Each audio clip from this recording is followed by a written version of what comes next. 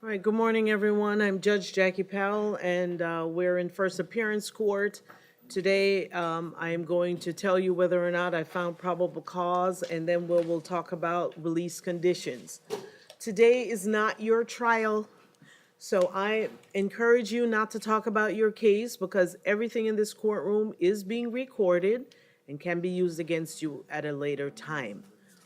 In the courtroom, I do have with me an attorney from the Public Defender's Office, Mr. Brian Reedy. And those of you at the main jail, there is an attorney also from the Public Defender's Office.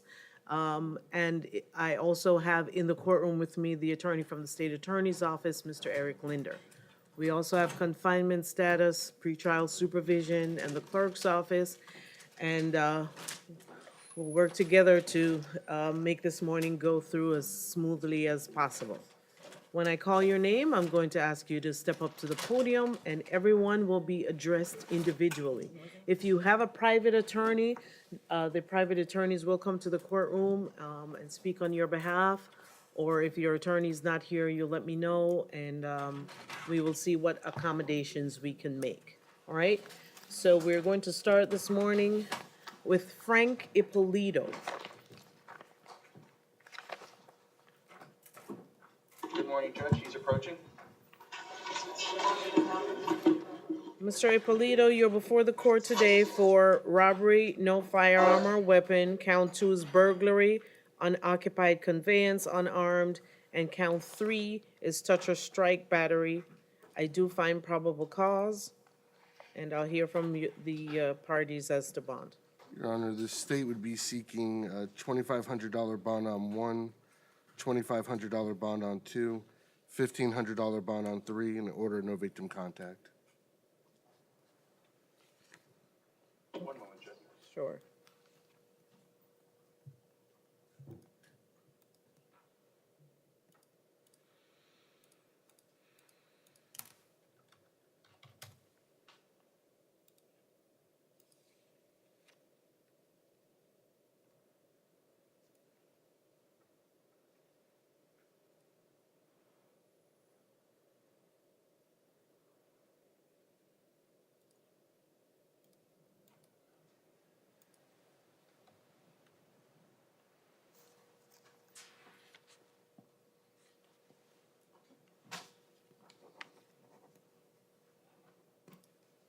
Judge, after speaking to Mr.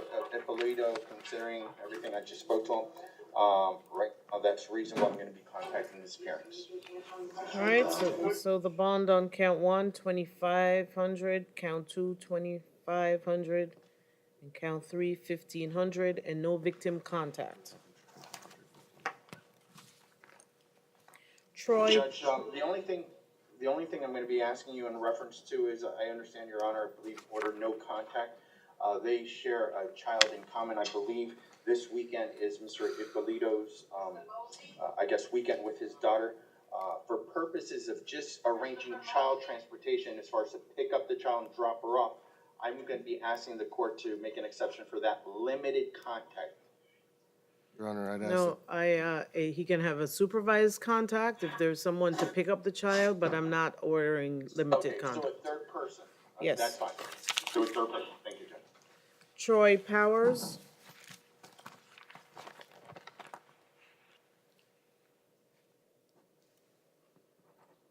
Mr. Powers is approaching. Come on up, sir. Mr. Powers, you're before the court. Count 1 is robbery, no firearm, and count 2 is touch or strike battery. I do find probable cause, and I'll hear as to bond. Your Honor, the state would be seeking a $7,500 bond on count 1, a $5,000 bond on count 2.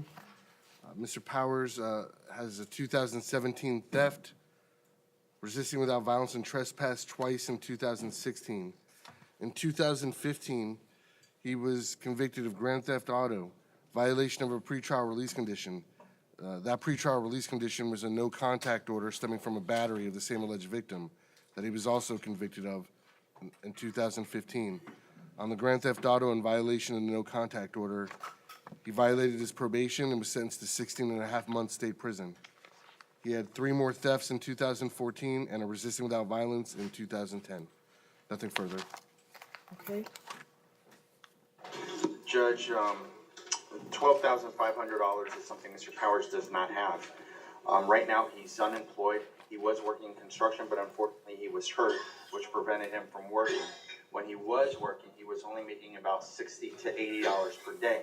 Now, he's been living in our community basically his whole life. He will be living separate and apart from the alleged victim. He has family members that live down here. Specifically, he's going to be living with his aunt, so he will adhere to the court's no contact order. I'm going to be asking for the court an order allowing access to his phone so he can contact his aunt. He does advise me that he believes that his aunt's financial resources are limited, but she may be able to come up with some, and that's why I'm requesting a $2,000 bond on count one and a $1,000 bond on count two, a total of $3,000 on Mr. Powers' behalf, Judge. All right, I do find probable cause as to count one.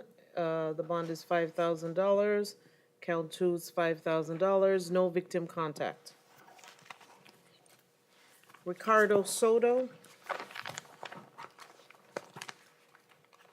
Come on up, sir. Mr. Soto, you're before the court this morning for domestic battery by strangulation. I do find a probable cause, and I'll hear as to bond. Your Honor, the state would be requesting a $10,000 bond, no victim contact. He has no criminal history. The state's request is based on the level of violence alleged in the probable cause affidavit. I know I went through all that. Judge, as you heard, he has a clean record. We're going to be requesting a $3,500 bond on his behalf. Now, he's going to be reaching out to his mom. She's basically home health aide customer service. Now, Mr. Soto just was employed. He just got a good job working at a company called Gooba Goo, where he's account manager dealing with customer service. He's only been employed for 1 month, and he's making about $17 an hour. You will be living separate and apart. You'll be living with a co-worker that resides in Deerfield, so there will be no problem adhering to the court's order as far as no contact. We're just requesting, based on his financial resources and his lack of any criminal history, we're requesting a $3,500 bond on Mr. Soto's behalf, Judge. All right, I do find probable cause. Mr. Soto's bond is $10,000, no victim contact.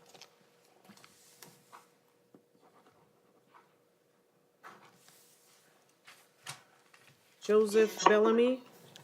North Broward Judge, we are back on Mr. Bellamy I know. again today. Is this another charge? I don't think so. I thought he was. Mr. Bellamy, I'm sorry, I know you were here yesterday. We already did this yesterday. Judge, Mr. Bellamy advised me that it's his understanding this charge should be dropped. Is that correct, Mr. Bellamy? Yes, sir. And what do you base that on, sir? My wife talked to the state attorney, told my dad that yesterday I was supposed to get out, and that's why there was confusion. There was a capious warrant that caused confusion that was never dealt with in the regular courtroom. The misdemeanor was already gone.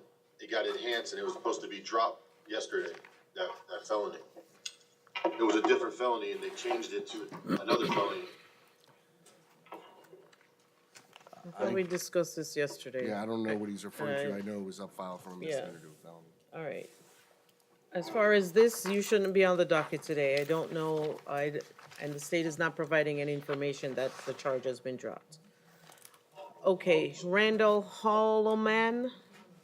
So North Broward. Joseph, I'm going to call your PD. Your Honor, Thank you, Yes. sir. just to let you know, I think the PC that we all Yes, got it's was missing page 2. I provided a different report that covers all the allegations. The top report. All the allegations is false allegations. All right. Don't all say right, anything Mr. about the Holloman, facts of the case, Mr. Do not Holloman. talk about your case. Yes, ma'am. But today's not your trial, so you will have time to speak with your attorney to see if you can, if any motions need to be filed. But right now, don't talk about your case. Mr. Linder.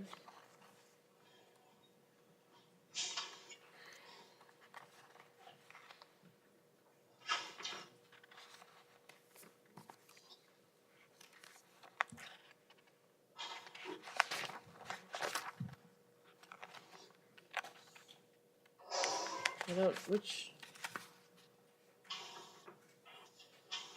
The shorter report, Your Honor, is for Mr. That, Holloman, I believe.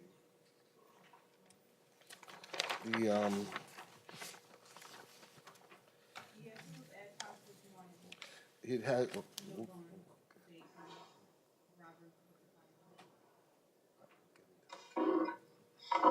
That's correct, Judge. Count 2 is a no bond hold out of Dade County, as Mr. Holloman and I discussed. the report, So we would ask for a reasonable bond on count 1. all right, everyone, give me just a minute. yeah, Your Honor, the report I provided for this, it should have the victim's name at the top. I see that. Okay.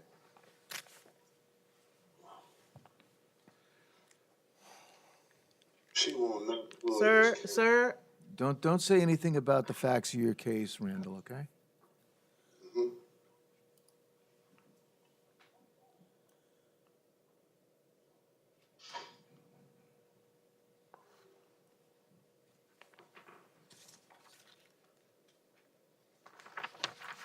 all right, so, Mr. Holloman is here for battery, second or subsequent offense, and, I do find probable cause.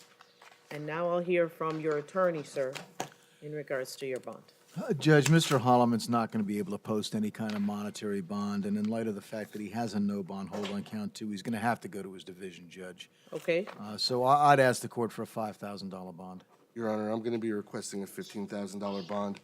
I consider the fact that he is a no bond hold out of another county for robbery with a firearm to be an aggravating factor. Note the level of violence in this case, the strength of the evidence. One of the victim's roommates corroborated the victim's version of events, that she was dragged out of her room and beaten in front of her roommates, and that other individuals had to get Mr. Holloman off of her. I would also note, and I believe the court has a printout from the Florida Department of Law Enforcement identifying Mr. Holloman as a Florida career offender, listing some of his prior convictions, which include strong arm robbery, burglary of an occupied dwelling, false imprisonment, carrying concealed firearm. The false imprisonment and burglary of an occupied dwelling was from 2012 out of Dade County, and he was sentenced to 3 years in Florida State Prison. His most recent release from state prison was April 3rd of 2018. I do find probable cause. I'm imposing a bond of $10,000, no victim contact. I'll call your mom. Yeah, I'll call your mom for you, Mr. Holloman. All right. And this case gonna get threw up. She didn't Albert been Pickett, touched. Also, call Ryan, Judge. Paul. And Your Honor, this is the second case I provided.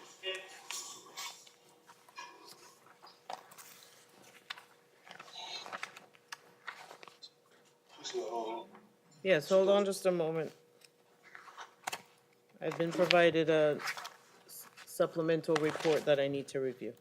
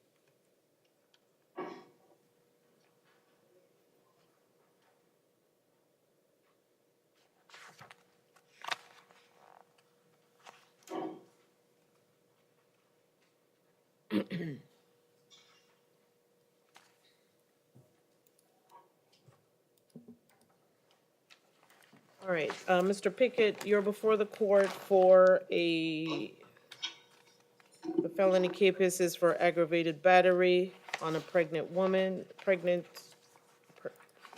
and I do find probable cause. I'll hear from the parties as to bond. Thank you, Your Honor. As far as the theft, that was a down file from a burglary with a battery. Standard bond would normally be 100, but frankly, whatever the court deems appropriate, I'm fine You know with. what? I only have the aggravated battery on this PC. I see that the theft is on the booking report, but it's not on here. I didn't know if that's before the court as well. Yeah, I think it has to be, because my understanding also, if I could be, unless I'm wrong, the no bond hold is, because he was originally ordered to be held no bond on the burglary with battery. Right. That no bond is still on him for some reason, even though it's a petty theft. So it hasn't been magistrated on the petty theft at all. These are all brand new. Okay. Yes. As far as the aggravated battery with the pregnant victim, Your Honor, that's an upfile from a felony battery. Frankly, full candor, Judge Allspector originally set the bond at $1,000. I am going to be asking the court to reconsider the bond on that charge, and frankly, I'm going to be asking for a significant bond increase. I believe the circumstances have changed substantially since his original first appearance. That being when he saw Judge Allspector, she ordered him to be held no bond. Certainly, the bond the court sets on this charge is even more relevant because he's not being held no bond anymore. He's eligible for release upon posting whatever bond the court deems appropriate. My concern specifically, Your Honor, is the threats to kill made to the victim and the unborn child. This report I provided has more specific details than the probable cause affidavit that Judge Allspector was provided. Granted, the probable cause affidavit mentioned that he had made threats to kill. It did not put with specificity what that specific threat was, as is mentioned here. Reading from the text, I swear I'm going to kill you and then get the baby from inside of you and kill it too. What? I swear tonight I'm Don't going say to anything, jail. Mr. Pickett. You're going to die tonight, I promise.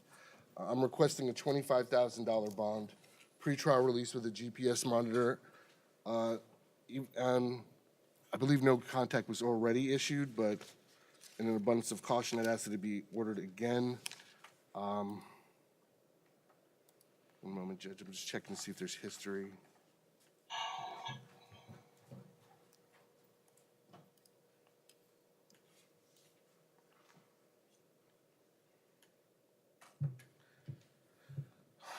Mr. Pickett has juvenile priors involving statutorily dangerous felony offenses and at least one misdemeanor involving violence. Judge, I'd ask you to put a $100 bond on the petty theft, because that's what it is appropriate in this case. I know that the state is going on about what Judge Allspector did not know. Probably Judge Allspector also did not know that when confronted by the police with the allegations and threats that were made, Mr. Pickett stated, "I didn't mean those things. I would never hurt someone that I love." So I don't think Judge Allspector had that information before her at the time that she set the bond in this case. Mr. Pickett has been living here all of his life. He's been living in the same location for the last 7 years. He started a job at Enterprise Rental Car detailing cars. He's a graduate of Stranahan High School, class of 2018. He's advised me that his sister is going to be able to post a bond for him, but I don't think they're going to be able to make the bond as high as what the state is requesting. People do say things in anger that they later regret, and that appears to be the situation here as far as Mr. Pickett is concerned. He agrees that he should not have any contact with the alleged victim in the case, and he has no intention of having any contact with her. I would ask the court for a $5,000 bond. Your Honor, frankly, I'm not even sure how to react to brushing aside a threat to kill a person and the child she's carrying as just something that's said out of anger. Yes, people do say things out of anger. They don't threat to kill supposedly a person they love and the child she's carrying. Yes, people do exactly that, and that's Maybe what people happened you know, here. not anyone I know. Right, I do find probable cause, what was intended or not intended, or will be determined at another date. But today, for first appearance and for magistrate, based on the four corners of this probable cause affidavit and the investigation report that I've been provided, I do find probable cause, and I am going to impose a bond of $25,000 as to count, and now that's 5, and on 3, the petty theft, it'll be $1,000.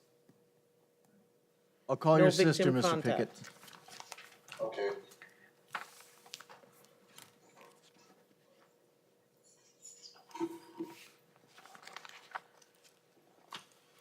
Mario Castillo, Conti,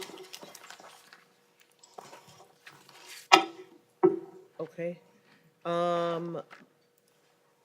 Mr. Castillo, you're before the court this morning. It's a change of charge from a felony battery to aggravated battery. And, I do find probable cause. What was the bond? Yeah, it was, Judge Izquierdo originally set the bond at $10,000 and no victim contact. He also has no bond VOP holds. Despite the, charge being upfiled, I'm asking that the court keep the bond at $10,000. That's Okay. fine, Judge. Mr. Castillo understands he has to go in front of his division judge because of the no bond hold, and as I advised him, he has a court date Monday morning at 8:30. Okay, so, $10,000, no victim contact. Good luck, sir. And then on the, page 17, there's Rafael Candido Vilela, the attorney here. Someone signed in. I think he This might is have the stepped case where out. we need the Portuguese interpreter. Oh, that's right. Okay, so we'll have to recall that when, Colin? Okay. yeah, when we get the Portuguese interpreter. The attorney comes back. Joseph Gramanzini. Judge, he's in court at this time. Mr. Gramanzini is regular in court. court. Right. How's your Bangladesh? Jose Ruby. Hey, listen. Mr. Ruby, you're before the court for out-of-state felony holds. It's out of Suffolk County. You will be before the extradition court next Tuesday or Thursday regarding this matter.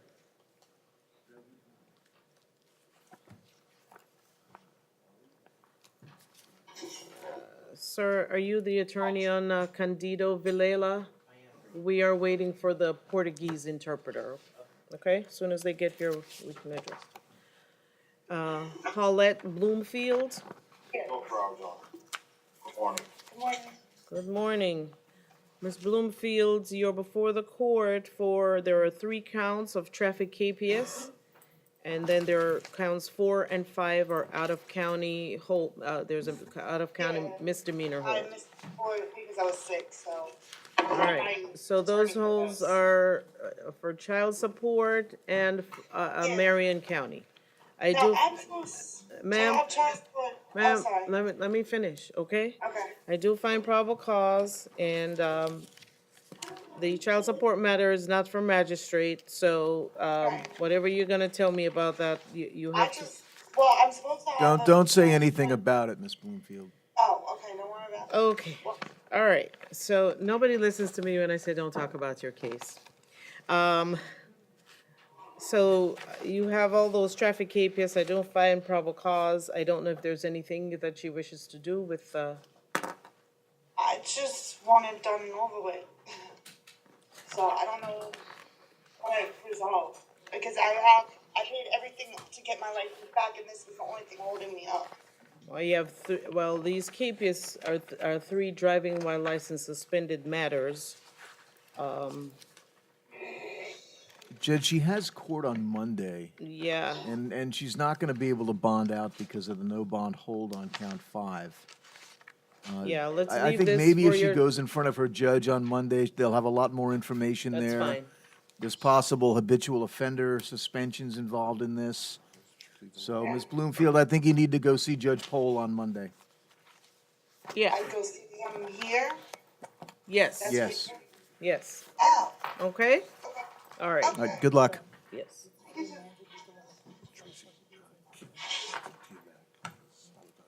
I have one over here already. Okay, Tracy Umar, Uh,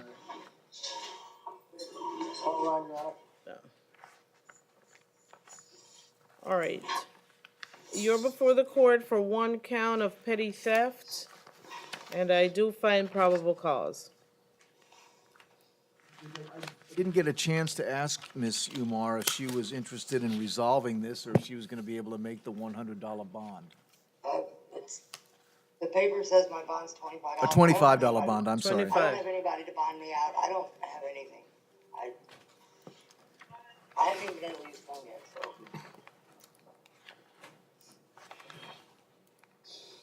I have no family or nothing to bond me out, so. Are you interested in resolving your case today? What does that mean? Yes, please. Offer be adjudication, time served, court cost, and no return, Your Honor. Mr. Reed, do you want to talk to her a little bit? Is that what you want to do, Miss Umar? Yes, that'd You be want to fine. resolve the case? You understand that if Yes, you sir. pick up 3 petty thefts, the third petty theft is a felony, Yes, sir. okay? So that you're aware of that, and you'll have to Yes, sir. pay court costs, Yes, sir. okay? All right, Ms. Omar, please raise your right hand.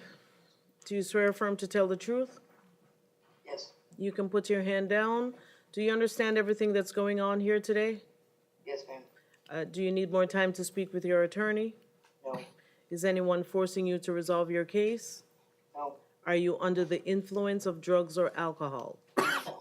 Have you ever been treated for mental or emotional illness? No.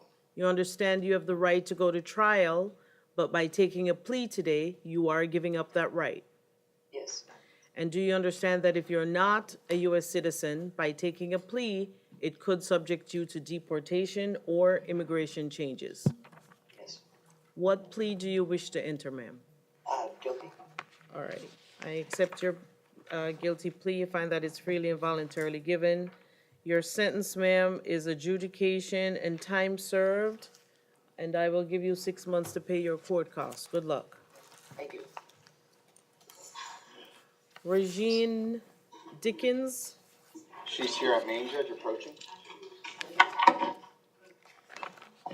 Ms. Dickens, you're before the court for driving while license suspended. It's a first offense. I do find probable cause. What, does the parties wish to be, anyone wish to be heard as to? Judge, in speaking with Ms. Dickens earlier today and advising her of several options, at this time, she wanted me to ask the court if there's a plea offer. Offer be a withhold court cost. Let me explain to her.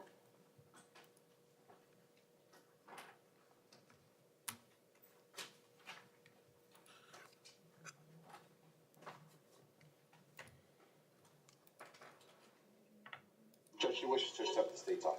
All right, Ms. Dickens, please raise your right hand as best you can. Do you swear or affirm to tell the truth? Yes. You can put your hand down. And do you understand everything that's going on here today? Yes. Is anyone forcing you to resolve your case? No. Do you need more time to speak with your attorney? No. Are you under the influence of drugs or alcohol? No. You understand that you have the right to go to trial, but by taking a plea today, you are giving up that right? Yes. Have you ever been treated for mental or emotional illness?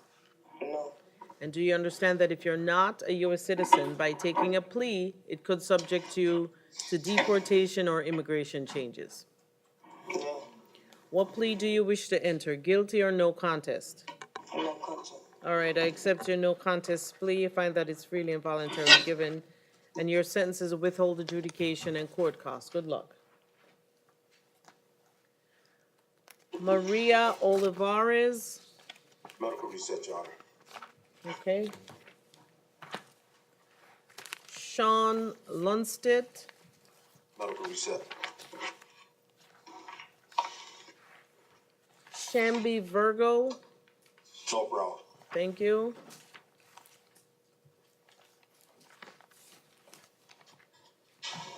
All right, Ms. Virgo, you're before the court today for count 1 is possession of cocaine. Count 2 is driving while license suspended without knowledge. That's not for magistrate. And count 2 is a traffic infraction. That's also not for magistrate. So I do find probable cause, and I'll hear from anyone.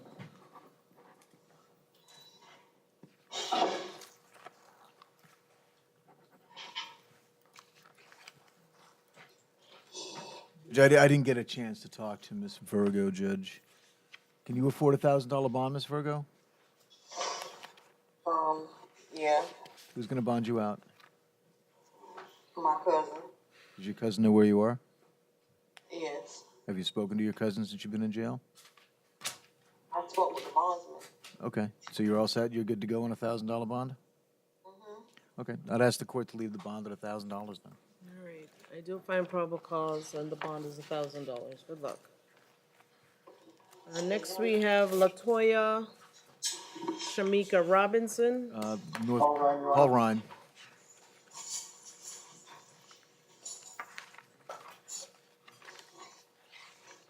All right, is Ms. Robinson represented by the Public Defender's Office? I don't believe she's filled out an affidavit, Your Honor, but based on my conversations with her, I don't think she's going to be retaining private counsel at this point.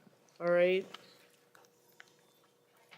All right, so Ms. Robinson, you are before the court today for, it's 39 charges of writing on a blank medical prescriptions.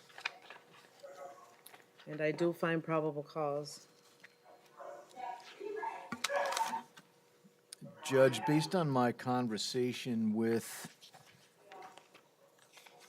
Miss Robinson, she's indicated to me that she's lived here all of her life. I believe her prior contact with the criminal justice system consists of a petty theft 20 or more years ago. She's been living in the same location for the last 4 years with her 3 children, ages 11 to 1. She works as a medical assistant.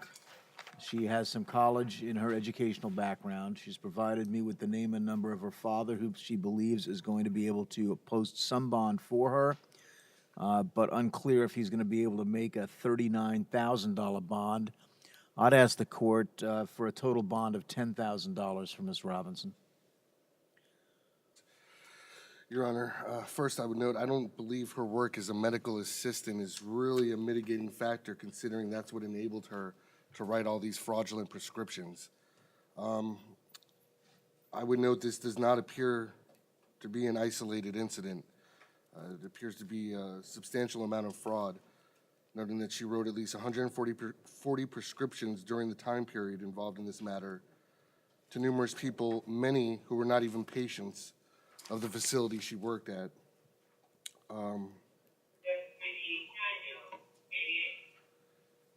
Here she was getting the prescription. She was writing the prescriptions in exchange for $100 each. And these prescriptions were usually in the amount of 90 to 120 pills for prescriptions such as Percocet, Xanax, and oxycodone. I do find these allegations concerning. I understand if the court is inclined to modify the bond from $39,000, but I would ask that that be tempered by the allegations. And I would also ask, until further order of the court, that the defendant not work in any type of job in the medical field. We would be agreeable to all of those conditions, Judge. However, again, as I stated earlier, I don't know how much her dad is going to be able to come up with. That's why I was asking for $10,000. I think that that's something, from what I understand, based on my conversations with Ms. Robinson, that the family could afford.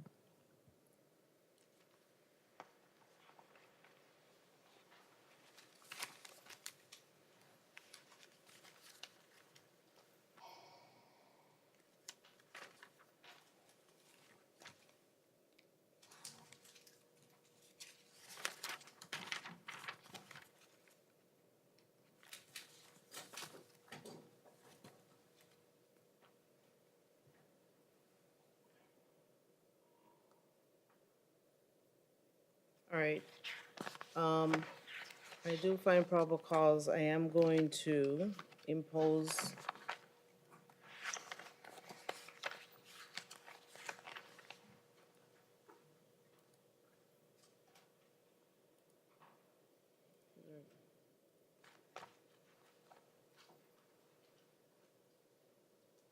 I'm going to impose a bond of $500 on each count.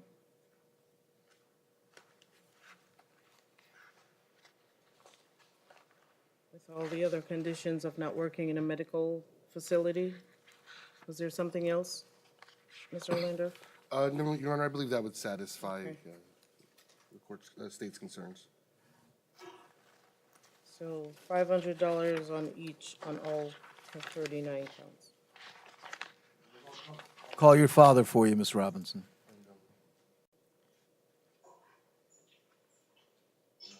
Yes, For, nothing on this case. okay. Before you call the next case, there should be another case on the sign-in list.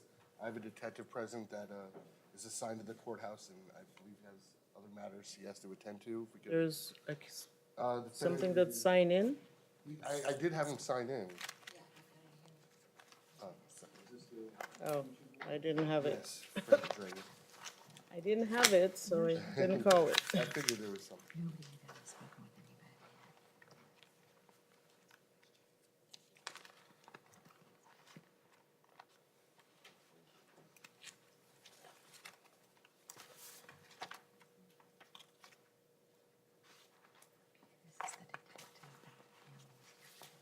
Okay. All right. So, Detective, you're here on Andreo? Yes, ma'am. Okay, so page 20, Frank Andreo.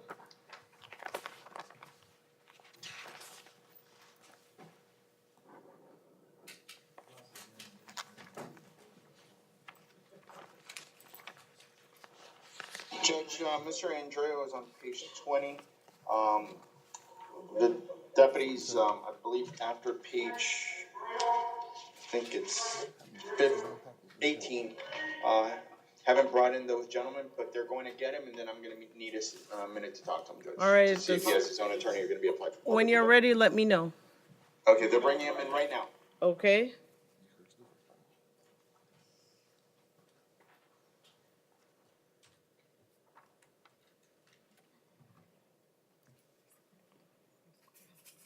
Well, that's where it happened. Someone else signed in, but they're not up to page 20 yet, so they'll let me know when we get there. If they're further on the docket, they haven't spoken to them yet. So Amelie Rip, Medical research, Your Honor. okay? Your Honor, Yes. on this RIP, I don't know, Brian, if you needed it, I mean, Was this a medical reset from yesterday Yeah. as well? It was a, she's got a no-bond felony, It's so I all- didn't think you probably wouldn't be looking to resolve the misdemeanors anyway. all right, so I'll find probable cause. The Geronimo Bouvet.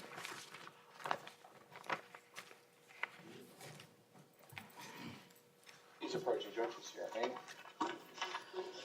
All right, Mr. Bouvet, you're before the court. Count 1 is operating without a valid driver's license.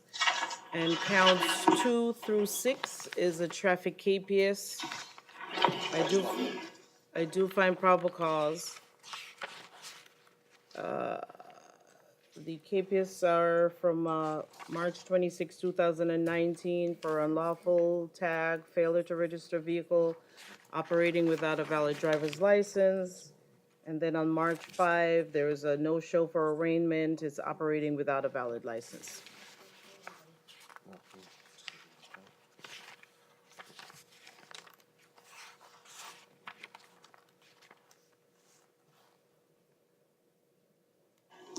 Judge, I'm sorry, and I apologize, I didn't hear if the court found probable cause. I did. Okay, and speaking of Mr. Belvais, Judge, he realized he missed court. From what he informed me, he went to, the clerk's office to reschedule court. I believe he said he got a court date for June 17th. I don't know if that appears in Odyssey. If it does, I'm gonna be asking the court to consider releasing Mr. Beauvais' ROR. He advised me at this time he cannot afford a monetary bond. If the court's reluctant to release him ROR, I'd be asking for the court to consider releasing him on pretrial release.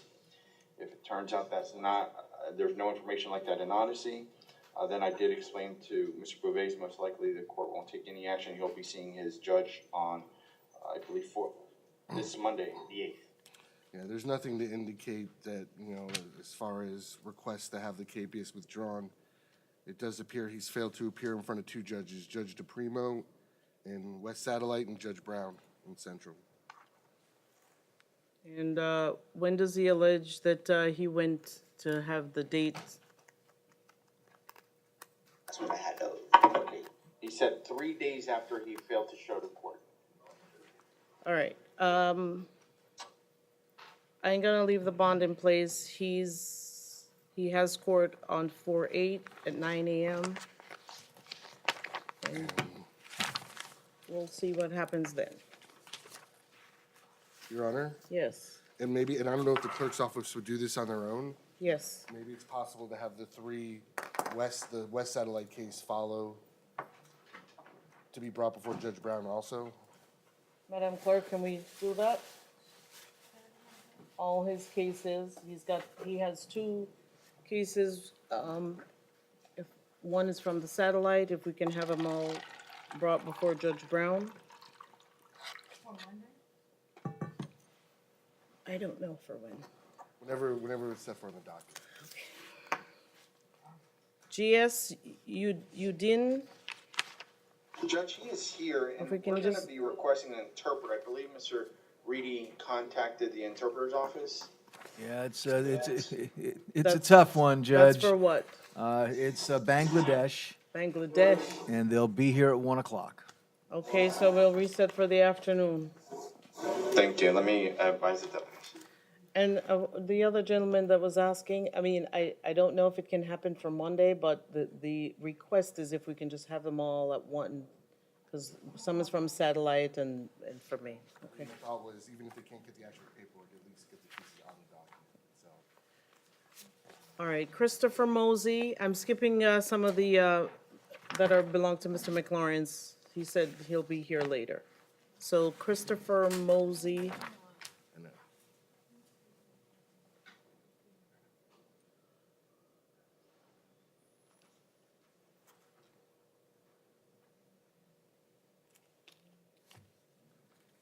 do you know where Christopher Mosey is?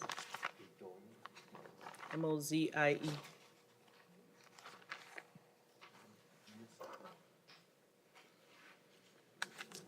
Judge, Mr. Mosey's here present. All right, Mr. Mosey, you're before the court for a traffic KPS matter. It's on the charge of driving while license suspended from October of 2018. You failed to appear at arraignment. I do find probable cause. What does Mr. Mosey wish to do? Judge, in speaking with Mr. Mosey, he wishes to resolve this matter today. All right. State you have an offer. Yes, Judge. One moment. L'Oreal? Just to let you know, I think they got the wrong case number on the book. Okay. Okay. Offers, withhold court costs, Judge. All right.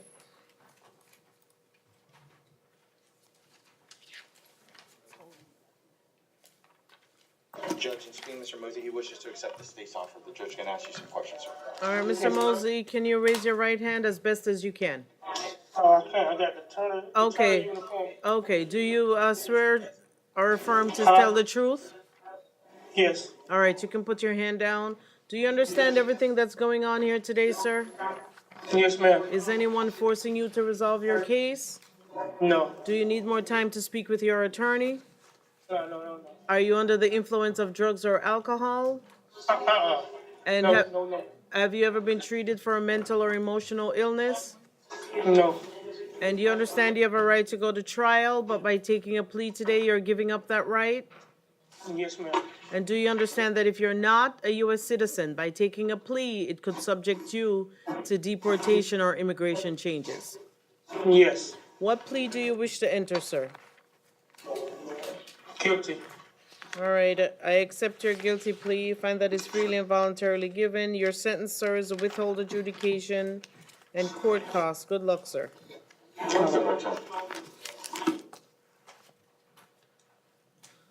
John Watson.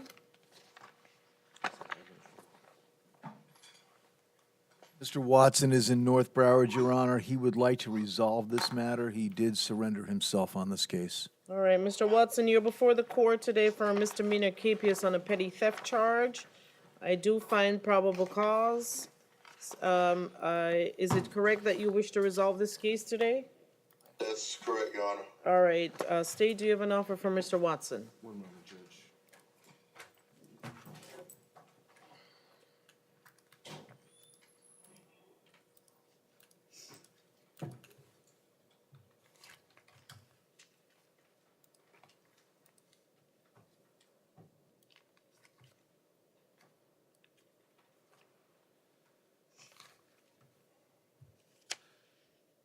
State's offer be 7 days in county jail, Judge.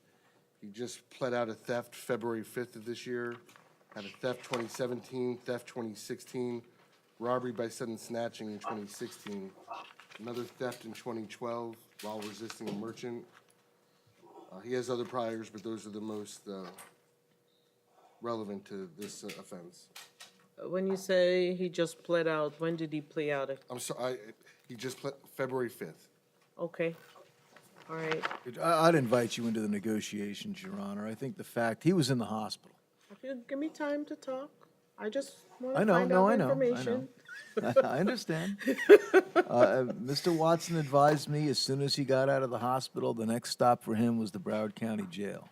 He went down and surrendered himself, so I'd ask the court if he could maybe do a little bit better than what the state is offering. All right, Mr. Eady. I just wanted to know when he was out, and I told you, just give me time to talk, and so I can figure out what's going on. All right, Mr. Watson, is there anything else that's holding Mr. Watson in custody? Not as far as I can tell, Your Honor. All right, so Mr. Watson, if you wish to resolve your case today, I will sentence you to adjudication and time served. Thank you, Your Honor. All right, please raise your right hand. Do you swear or affirm to tell the truth? Yes, Your Honor. Okay, Mr. Watson, is there anything else that you wish to discuss with your attorney? No, Your Honor. You can put your hand down. Are you under the influence of drugs or alcohol? No, Your Honor. Have you ever been treated for mental or emotional illness? Yes, Your Honor. You understand you have the right to go to trial, but by taking a plea today, you are giving up that right? Yes, Your Honor. All right, and sir, do you understand that if you're not a U.S. citizen, that by taking a plea could subject you to deportation or immigration changes? Yes, Your Honor. All right, what plea do you wish to enter, sir? On no contest. All right, I accept your no contest plea, find that it's freely and voluntarily given, and your sentence serves adjudication and time served. Good luck. Good luck, John. Thank you. Thank you. You're welcome. Jeffrey Keys?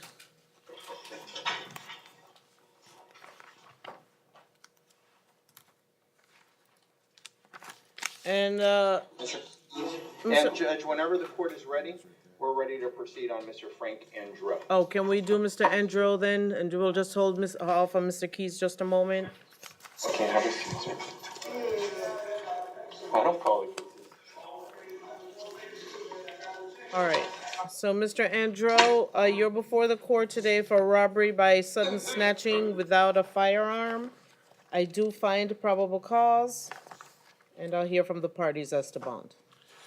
Your Honor, I'm going to be requesting a $10,000 bond in order of no victim contact. Additional order that Mr. Andreu, unless he has official business at the courthouse, is not to come within 1,000 feet of the courthouse. Detective Kessling is present before the court. He investigated this matter. I believe he wants to provide some testimony. Your Honor, frankly, the reason I'm asking for this bond amount is I find these allegations particularly alarming. I find it aggravating that the victim that Mr. Andreu chose in this case, a woman suffering from physical disabilities, I find it concerning that this act occurred just outside our courthouse. This courthouse is a place where the public should and needs to feel safe, that they're not going to be the victim of a crime coming to this courthouse. I'm concerned that Mr. Andreu, and it's, Your Honor can see in the report, the guise that was created and which led him to commit this criminal act against this woman is concerning. And at this point, I would ask if the court would take testimony from Detective Kessling. Detective, can you please raise your right hand? Do you swear or affirm to tell the truth? Yes, ma'am. And can you please state your name for the record? Detective Joseph Kessling. Okay? Detective Kessling, just so the court's aware, who are you employed by and in what capacity? The Broward Sheriff's Office, a detective. And how long have you served in that capacity? 40 years in law enforcement. I've probably been a detective 34, 35 years. Thank you.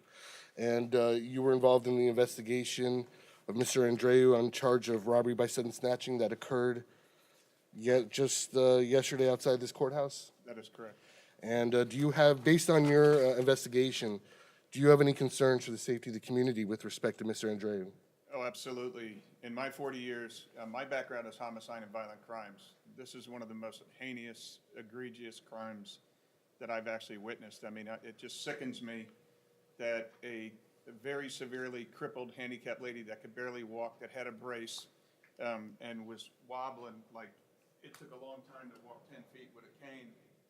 He approached her as if he's, some healer. He wanted to pray for her. Of course, she said, absolutely.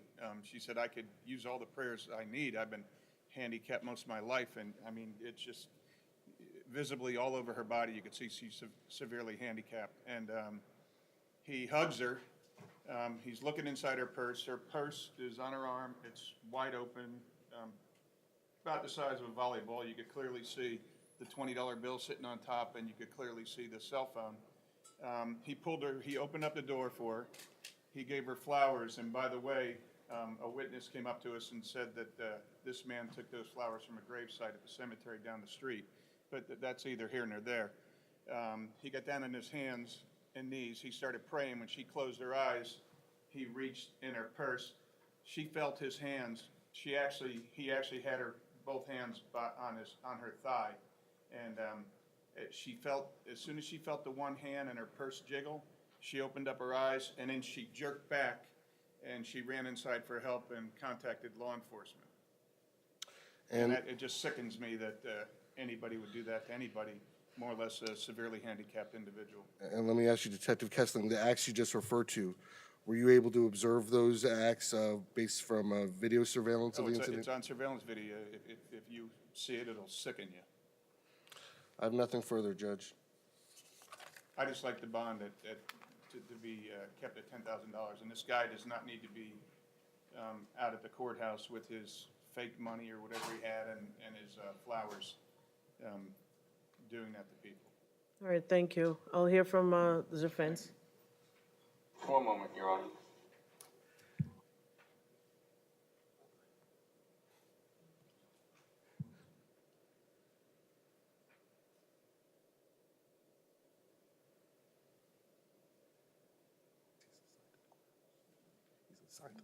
Oh.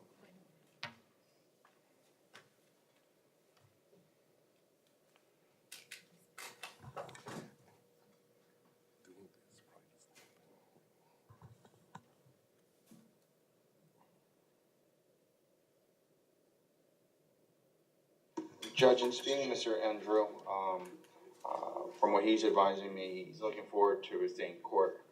There are things he wants to refute, and I believe maybe the video will be open to interpretation. But having said that, Judge, based on everything that's going on, at this time, the defense has nothing to add in reference to the $10,000 bond, and he will be abiding by the court's order as far as no contact and no returning to the courthouse unless for legitimate reasons. He did apply for public defenders. Obviously, one of those legitimate reasons is going to be to contact and visit and make an appointment with his attorney, Judge. All right, I do find probable cause. The court does have great concern for the community based on the allegation that has been presented. I find that a reasonable bond is $10,000. Mr. Andreu is to have no contact, no return to the courthouse, and I'm gonna impose a 1,000 feet stay away order. Good luck, sir. Thank you, Your Honor. You're welcome. All right, Jeffrey Keys.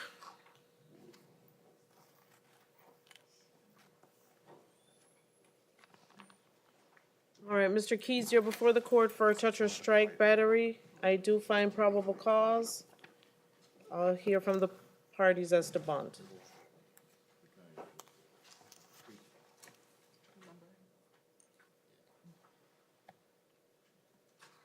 Thank you, Judge.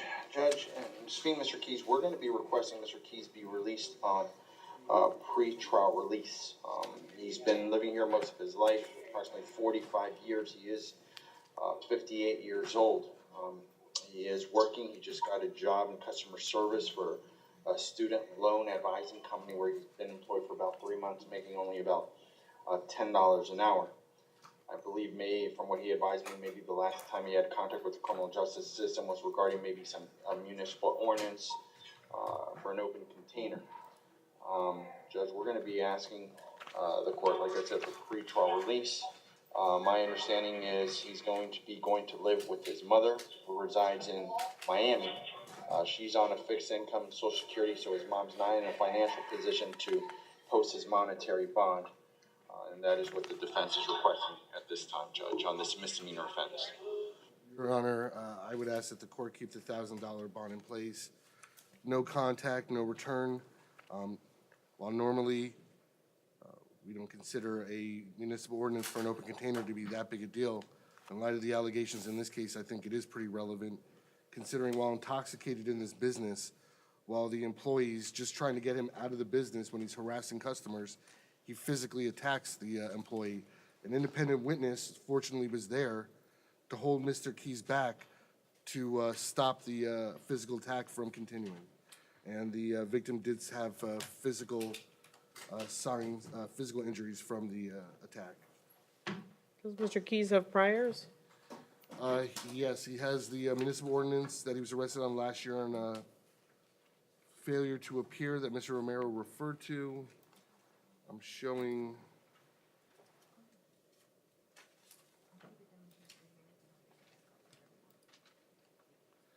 another open container from last year.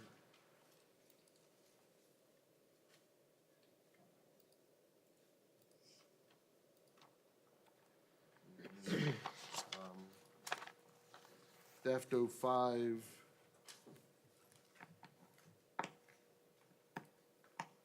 DUI 04. Possession of cocaine 04. Then it goes back into the 90s, Judge. See anything of significance is almost 15 years ago on this misdemeanor offense. He's not gonna have any problem adhering to court's conditions as far as no contact, but it seems reasonable, Judge, considering he financially can't afford to post bond, what the defense is requesting as far as him being supervised on pretrial release. All right, I am going to grant the pretrial supervision with GPS. No contact and no return to this location. Your Honor, our Portuguese interpreter is here. Oh, okay. I'm going to call the case momentarily, but I wanted to find out, there are some parties who signed in for Nicholas Murch on page 20. Has anyone been able to speak with Mr. Murch? Does he have a private attorney? No, okay. Nicholas Murch on page 20. Have you had an opportunity to speak with him? Nobody after page 18, Judge. All right, just to let you know, there's some folks in the courtroom who's been here since we started on Mr. Murch. So I don't know if you can get to him. All right, folks, Oh, I thought you told me page 18. as soon as they've been able to speak with him, we will try to call him up, okay? All right, so,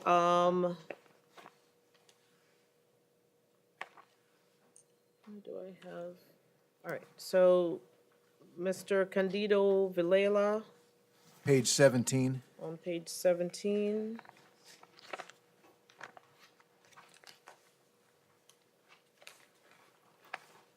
I don't know why I had Gramanzini out, but we'll get to that next. All right. Ma'am, can you please raise your right hand? You swear or affirm to translate from Portuguese to English and English to Portuguese? Yes, Your Honor. And for the record, my name is Susan Dix Barbosa, and I am a court-certified Portuguese interpreter. Good morning, Ms. Barbosa. Thank you for being here this morning. All right. Counselor, can you please announce your, Yes, Your Honor. Good morning. My name is Jonatas Porcides. I'm filling in for Attorney Sarah Maurer. We'll be substituting as counsel on this case, and I've been looking everywhere for Mr. no, that's okay. Senhor, what is your name, sir? Jonas Procedes está aqui representando o senhor, está substituindo para a senhora Sarah Moore, que vai representar o senhor no futuro.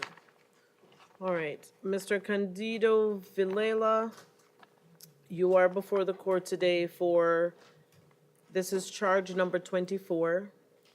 O senhor Candida, o senhor está aqui diante da juíza hoje para a acusação número 24.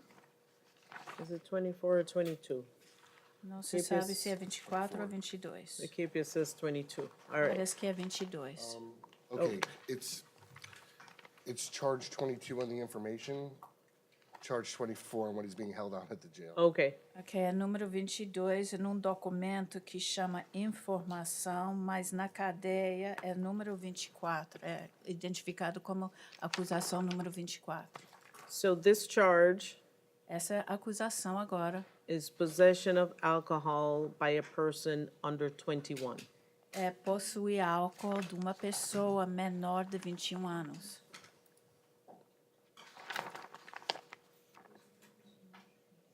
And I do find probable cause. E a juíza determinou que existe fatos apoiando essa acusação. Your Honor, I'm How just much going. other bonds is he on? I'm sorry, Your Honor. Yeah, Your Honor. There's currently, as far as we know, there's no bond. E nesse exato momento, de acordo com seu advogado, não tem uma fiança estipulado para o senhor sair. And that is correct, Your Honor. The state was granted a pretrial motion for detention. Isso é verdade. O promotor foi aprovado pedido pré-julgamento para o senhor continuar detido. And it's on charges of DUI manslaughter with additional charges as well. Porque teve uma acusação de matar alguém quando o senhor estava sobre a influência da álcool. E tem outras acusações também. Judge Garcia Wood, on March 19th, granted the state's motion at the final hearing. Teve pedido do promotor em uma audiência final diante do juiz Wood. Isso aconteceu no dia 19 de março e ela aprovou o pedido do promotor. In order that he be held no bond. E esse pedido foi que eles fizeram que o senhor continuasse detido sem ter uma fiança. So I would just be requesting that the $25 bond be kept in place. Então, para essa acusação, o promotor está pedindo uma fiança apenas de $25. All right, that will be granted. I'll leave the $25 bond in place. Então, a juíza aprovou essa fiança de $25 apenas para essa acusação de hoje. Good luck, sir. One more time, Your Honor. Mr. Yes. I'm sorry? I couldn't hear you, Your Honor. No, I said that's it. Okay. Thank you. É só isso para hoje. I'm gonna go get a meeting. O seu advogado queria avisar que ele está indo para a cadeia para conversar com o senhor agora mesmo, tá bom? Hello. All right, thank you. You're welcome. All right. Charles Wolf.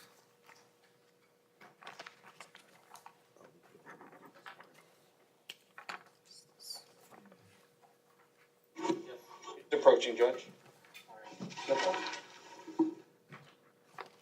All right, Mr. Wolf, you're before the court today for count 1, driving while license suspended, count 2, expired driver's license over 6 months, and count 3 is not for magistrate, it's a traffic infraction. I do find probable cause. What says the parties? Judge, I realize that the bond is only $100, but Mr. Wolf does not believe that his father is going to be able to afford to post that. Having said that, Judge, he's been here since he was 11 years old. He just unfortunately lost his job. He was working at a company called Emerald Elite as a caretaker. Now he's currently looking for employment, so I'm going to be asking the court to consider releasing Mr. Wolf ROR or in the alternative on standard pretrial release.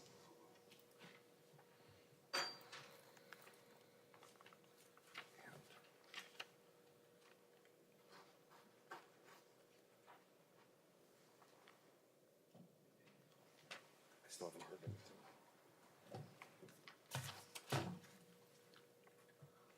Does the state wish to be heard? I have no objection to an ROR, Judge. Okay. All right. All right, Mr. Wolf will be ROR'd. Drake Crutchell.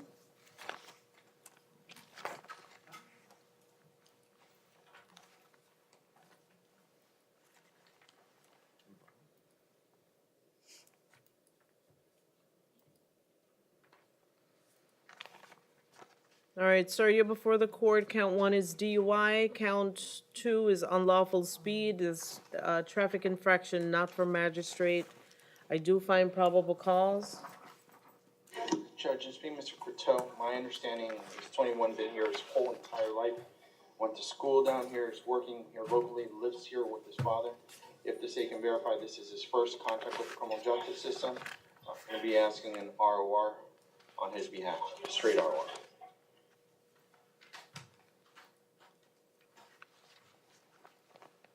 Your Honor, I see no history. Based on the breath results, I would be asking, I'd have no objection to pretrial.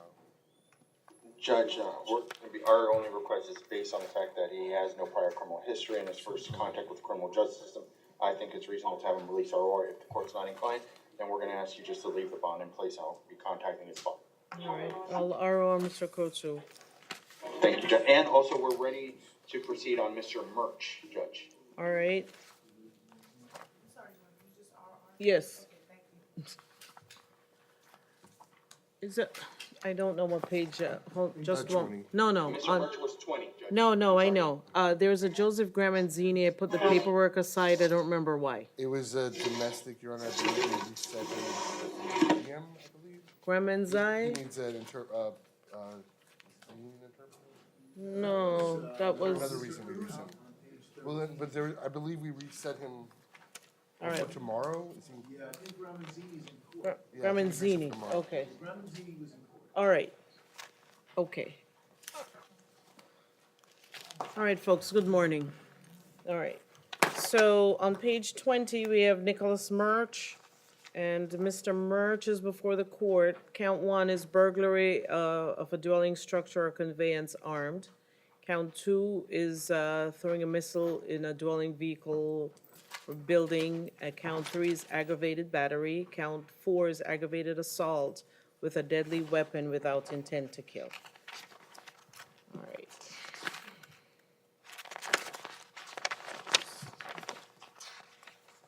Is that- All right, I do find probable cause. Your Honor, excuse me, the state would be seeking a finding of proof evident or presumption great on count 1, the armed burglary. Your Honor, I would note, seeking a finding of proof evident or presumption great, relying upon the affidavit provided by Detective Comp of the Pembroke Pines Police Department, noting that the allegations would satisfy the elements of the offense. Both victim and witness provided a sworn statement. There's physical evidence that was recovered corroborating the victim's version of events. Law enforcement received a statement from the owner of the vehicle, which places Mr. Murch with the vehicle involved in this incident at the time it occurred. They also received testimony from this person that she received, she was advised by another individual that Mr. Murch was involved in a robbery that, the allegations that are contained herein.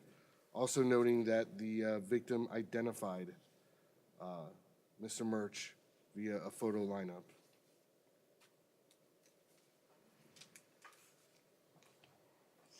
Okay? Your Honor, at this time, we would object to the court making a finding of proof evident presumption great. That is the highest standard of proof we have in the criminal justice system. It's even higher than proof beyond and to the exclusion of every reasonable doubt. What the state has provided to the court this morning is an affidavit to arrest, which is a document written by an officer to justify the charges for which Mr. Murch has been arrested. The state has introduced no evidence. They've called no witnesses. And they're asking this court to make the most stringent restraint on Mr. Murch, which is to hold him without the possibility of posting a bond, to which we strongly object. Mr. Murch is presumed to be innocent of these charges. We don't know anything about these individuals. They've not been called to testify before this court, so this court can make a determination as to their credibility or lack thereof. And to hold Mr. Murch without bond at this point, we would believe is it's too severe a sanction based on what's been presented to the court. If the court disagrees and over our objection finds proof evident presumption great, we would then ask the court to exercise its discretion and set bond for Mr. Murch. All right, thank you.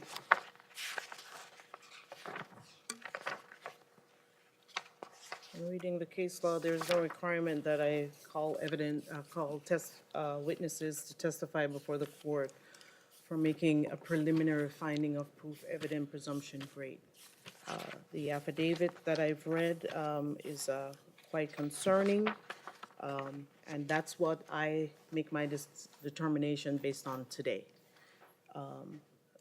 This is just the beginning of the case. I'm just for your information, and he will be assigned to a division judge, and then there will be other times and places for motions. But for today's purposes, I do find probable cause, and I am going to make a preliminary finding of proof evident presumption great, and I am going to hold Mr. Murch on count 1, no bond. That is without prejudice, and his attorneys can explain to you that there is still the opportunity to file what is called an Arthur hearing based on that. Based on the court's finding, I'm just going to ask that the bonds that Judge Siegel set on the remaining charges be kept in place, and in an abundance of caution, in order of no victim contact. That's fine, Judge. Right, and so the bonds that are in place for count 2, $7,500, count 3, $2,500, and count 4, $3,500. No victim contact until further order of the court.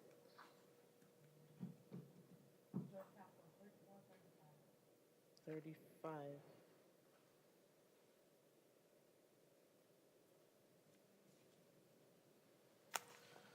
All right, good luck, sir.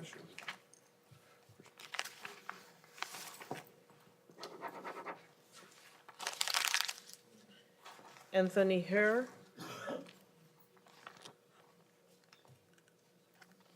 Judge, Mr. Hare is approaching, come on up. And he declined the services of public defender. Mr. Hare, you're before the court for a traffic capias matter. What does that mean? That means that on January 22nd, 2019, a warrant Well, what's was, the definition of capias? it's a warrant, sir, for a suspended driver's Warrant. license. Oh, okay. All right. So I do find probable cause, and it is for, So what happened was I had a suspended driver's license, and so what, they pulled me over and they wrote me a ticket for it, and I had a court date.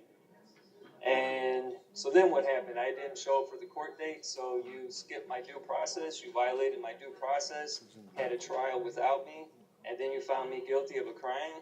but isn't the legal definition of a crime the loss of life, limb, or severe bodily injury? Mr. So Hare, did I really stop commit a crime? talking. Please stop talking. There has been no trial. There's been no finding of guilt. You are here today because you did not appear in court. So from moving forward from today, you will have your day in court to have your trial and whatever else that you wish to do. So, right now, you have a bond of $500. Do you wish to post the bond and have an opportunity to go to court to fight the case? Or do you wish to resolve the case here today? Well, I was just gonna post the bond. All right, so I find probable cause and your bond is $500. Good luck, sir.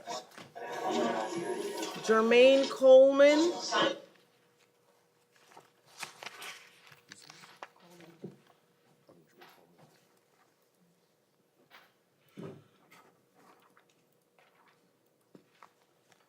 Mr. Coleman's here, present. Mr. Coleman, you're before the court for a traffic capias. It's on a driving while license suspended charge. It looks, you failed to appear for arraignment, it says, on October 18th of 2018. I do find probable cause. What does Mr. Coleman wish to do? Judge, in speaking, Mr. Coleman, from what he advised me, he never got notice for this case. I realize that the bond is $100 from what he advised me. He's not going to be able to afford that. He's self-employed. He's a handyman by trade. He lives with his family in Hollywood. We're asking the court to consider releasing Mr. Manarwar or the alternative on standard pretrial release. Your Honor, my concern is showing that the post office returned the notice.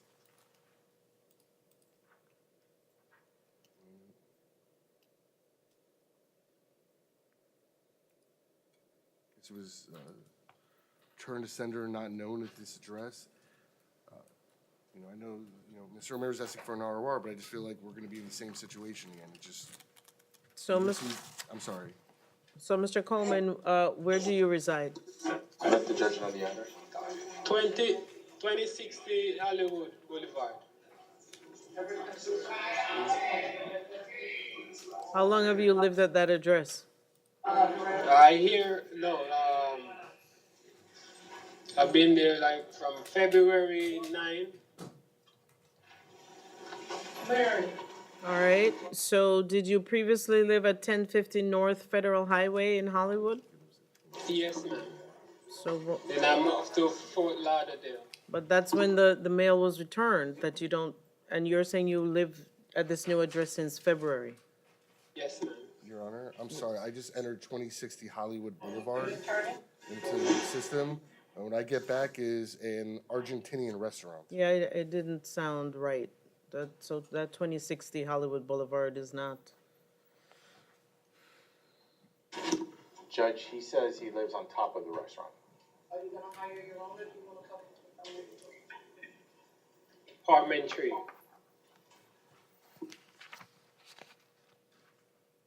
See, but no, but see, therein lies the problem, because all we have is 2060. You send a notice to 2060, it's gonna come back. He Because, says apartment 3. no, I know he's saying that, no, I know that. What I'm saying is, you asked his address, there was no mention of an apartment, and that's just my concern. You give an address, there's no apartment, the notice is gonna come back again, and we're gonna be back here, and Mr. Romero's gonna be asking for him to be ROR, because he didn't get notices. All right, guess what? We won't worry about the future. We'll let the future deal with itself. So I will RR Mr. Coleman. It's incumbent on you to make sure that the clerk has your correct address. And if it's not a correct address, you know you're gonna be standing here again. But I'm not dealing with the future. I'm dealing with now. Okay? Yes. Thank you, Judge. All right. Kelly Exigenor.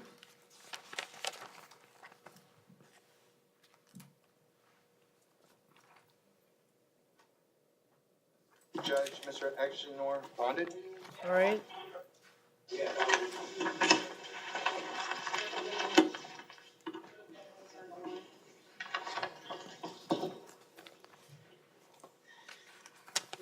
Debaria Singletary.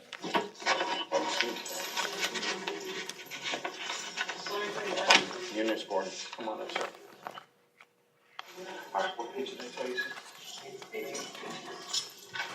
All right, Mr. Singletary, you're before the court on a misdemeanor KPS for a municipal ordinance violation for open beverage in public. So I do find probable cause. And Mr. Singletary, are you in custody on something else? Judge, on counts 1 through 5 is a total of bond of $2,000. Okay. All right, so I don't know where this arrest comes in. Oh, this is March.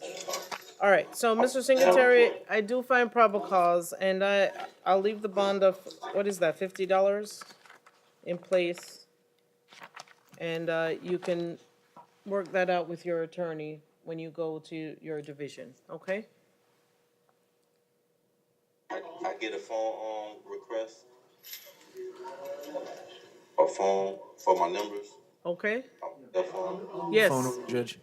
we'll sign the order. Okay. Can they put it in court on Wednesday? You're asking for much. No, I'm talking about the case. I don't know when you're gonna go to court, sir. I go to court Wednesday. All right, so I'll write Everything, I want everything together I- when I go to court. All right, good luck. She don't get what I'm saying. Isaac Calhoun.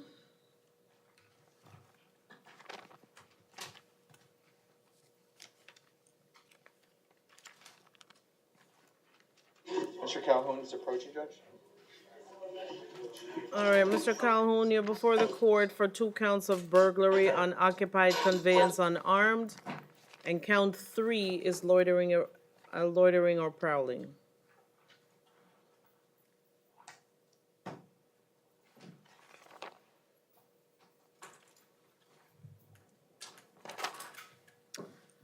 All right, oh, this one, he has a co-defendant.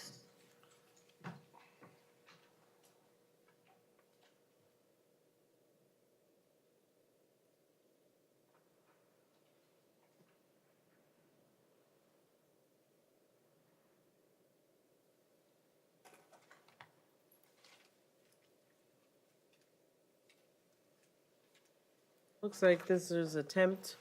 Yes. There were 2 attempts to open a vehicle. So, Yes, Judge, I believe they're both attempts, both Mr. Calhoun and Mr. Paul, yes, 2 attempts to open all right, vehicle so for doors. counts 1 and 2 will be attempt. I'll write that in.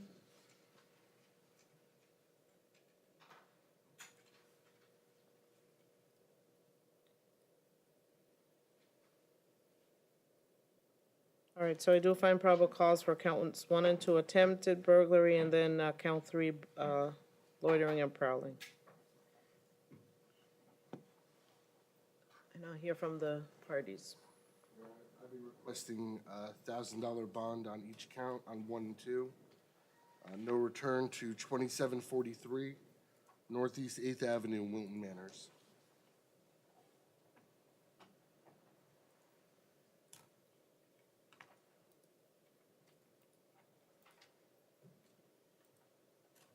Judge, and speaking, Mr. Calhoun, we believe what the city suggested is reasonable. He did give me the phone number of his roommate, Ryan, who I'm gonna be contacting after court to post his monetary bond. The only thing I'm gonna be asking is, on count 3, would the court consider on the loitering and prowling the $25 bond in ROR? So I have no objection. All right, so counts 1 and 2, $1,000, count 3, ROR, and no I'll call return. Ryan right away. Out of here. And then, I'll call Ryan. and then Henry Paul, Mr. Paul, come on up. Page 18, beautiful, yeah, page 18. and so, Mr. Paul, I find probable cause for attempted burglary on count 1 and 2, and probable cause for loitering and prowling on count 3. And, Your Honor, on counts 1 and 2, I'm going to be requesting a $2,500 bond on each count. Order of no return to the incident location I mentioned on the last case. The reason I'm asking for higher bonds is that first, Mr. Paul has a higher level of culpability, in that he was the one that was actually accused of pulling on the door handles of these vehicles. Additionally, based on Mr. Paul's criminal history, 2011, he was convicted of 2 counts of strong-arm robbery. He violated probation, was sentenced to 6 years in state prison. 2010, attempted armed burglary of a dwelling, possession of burglary tools, 6 years state prison. Resisting without violence in 2010, and 2008 with the theft.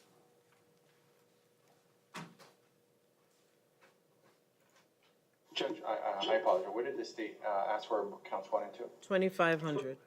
1 moment.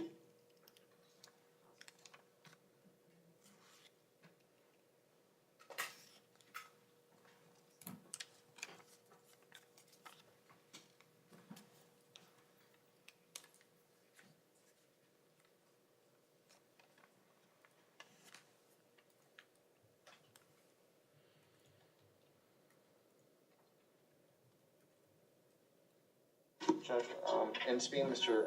Paul, he's not in a position to self-bond himself. He's a fitness trainer. He deals with different clients.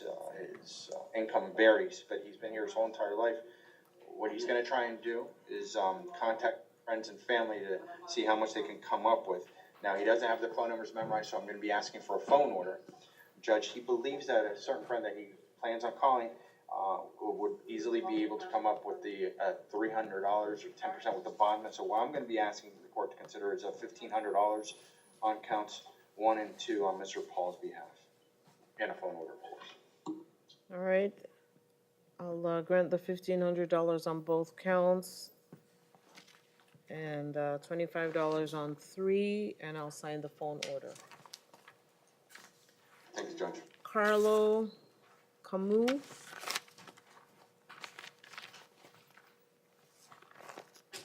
Judge, haven't had an opportunity to speak to Mr. Camus. I'm going to need an opportunity to speak to him, and I believe everyone else that follows, Judge. Thank you, Judge.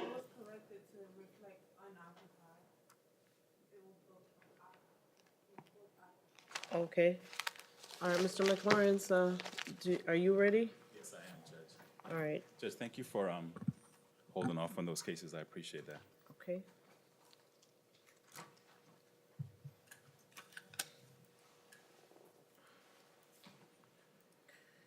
I just want to let the court know on a few of these cases, the panhandling cases, that I'm going to have to enter into a colloquy with the clients, just to give the court some forewarning. All right. So, do we have Tia Mack? She's over at North Broward, and she's on page 5 of the docket. All right, Ms. Mack, you're before the court today for a misdemeanor capias on a municipal ordinance violation, and also there's a new municipal ordinance violation.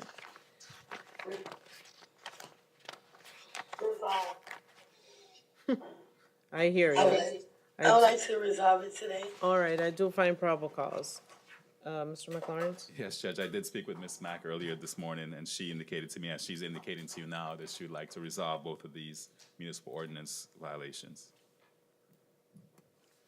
All right.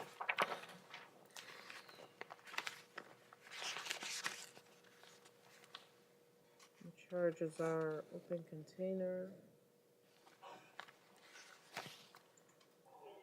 All right, Ms. Mack, if you wish to resolve your case today, the sentence is going to be adjudication and time served. Thank you, ma'am. All right. Could you withhold the new charge, ma'am? Can I do what? Is it possible that you could withhold the brand new charge? Read it out? No, withhold. Withhold. Oh, okay. Yes. Please.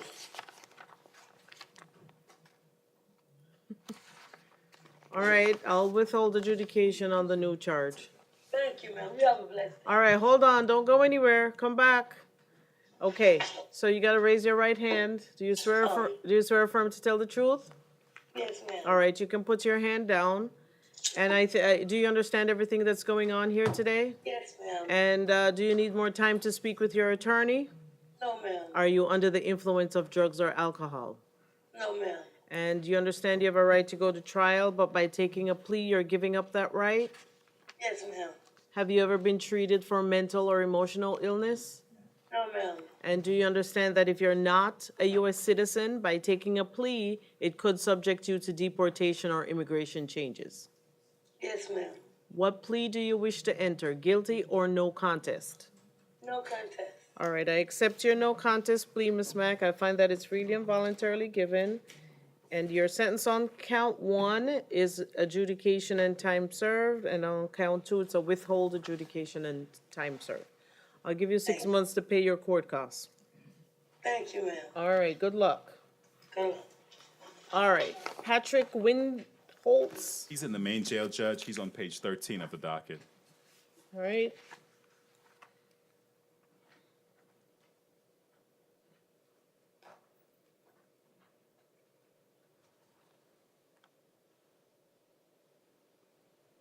We have Patrick Windholtz, okay. All right, sir, you're before the court for a municipal ordinance violation. It's a solicitation. I do find probable cause.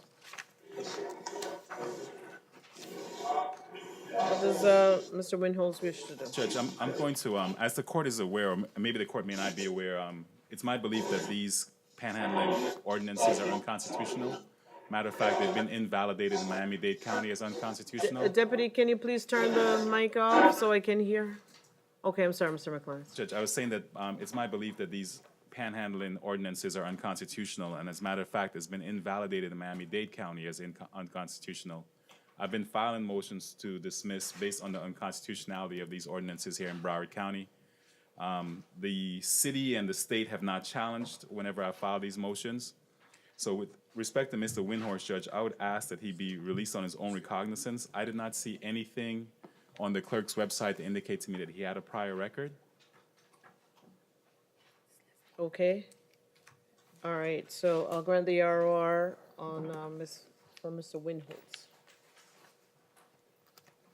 All right, good luck, sir.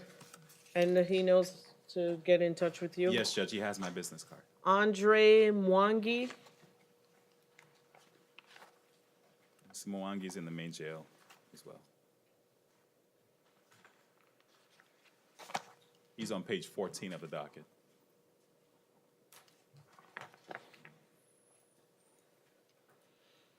All right, Mr. Mwangi's before the court for a misdemeanor capias. This is also on a solicitation municipal ordinance violation, and I do find probable cause. Mr. Mwangi, could you press that button in the center? Judge, I met Mr. Mwangi this morning. I discussed, if I could just enter a colloquy with him very briefly, Judge. Mr. Mwangi, good morning. Good morning. Mr. Mwangi, did you meet me this morning in custody? Can you see me? It's not hearing. What? Can you hear me, Mr. Mwangi? Yes. Did you meet me this morning in custody? I was arrested yesterday. No, did you meet me? Did I meet you this morning? Yes. And did I tell you that it's my belief that the panhandling charge that you have now is unconstitutional? Yes. And did you indicate to me that you do not want to fight it, you just want to resolve your case? Yes. All right. Mr. Mwangi, you want to resolve your case today? Yes. All right. What plea do you wish to enter? No contest. All right. Let me have you raise your right hand. Do you swear or affirm to tell the truth? Yes. Okay, you can put your hand down. Sir, you understand everything that's going on here today? Yes. And you understand that you have a right to go to trial by taking a plea today, you're giving up that right? Yes. And do you need more time to speak with your attorney? No. And is anyone forcing you to resolve your case? No. Are you under the influence of drugs or alcohol? No. And sir, do you understand that if you're not a U.S. citizen, by taking a plea could subject you to deportation or immigration changes. Yes. Okay, I think I asked you before, but let's say it again. What plea do you wish to enter? No contest. All right, I accept your no contest plea, sir. I find that it's freely and voluntarily given. Your sentence is a withhold adjudication and court costs. Good luck, sir. Thank you. Raymond McNeil, He's in the main jail. He's on page 14 of the docket.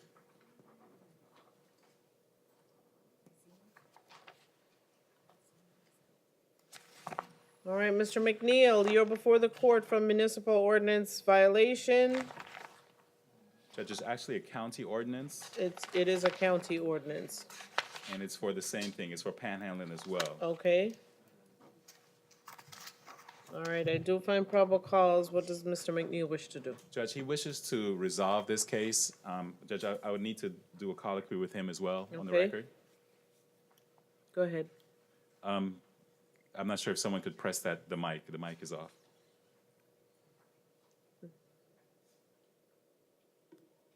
Thank you. Thank you. Mr. McNeil, good morning. Good morning, Mr. McNeil. Can you hear me? Yes, I can. Okay, Mr. McNeil, do you remember meeting me this morning in custody? Yes, I do. And I told you that you were charged with panhandling? Yes, And I told you that it's my belief that this panhandling ordinance is unconstitutional? yes. And I told you if you wanted me to, I could ask the judge to release you on your own recognizance? On recording.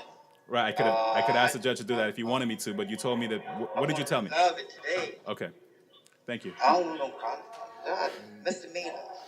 Clear the order. The offer from the state's adjudication, time served. Okay.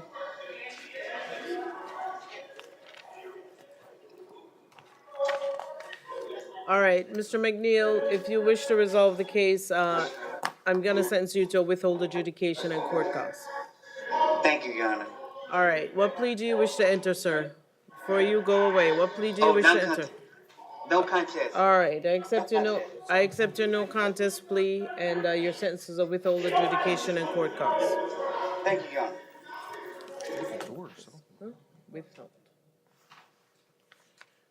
William, what's the next one, Mr.? I have Earl Ballinger, Judge. He's on page 15 of the docket. He's also in the main jail. All right, Earl Ballinger.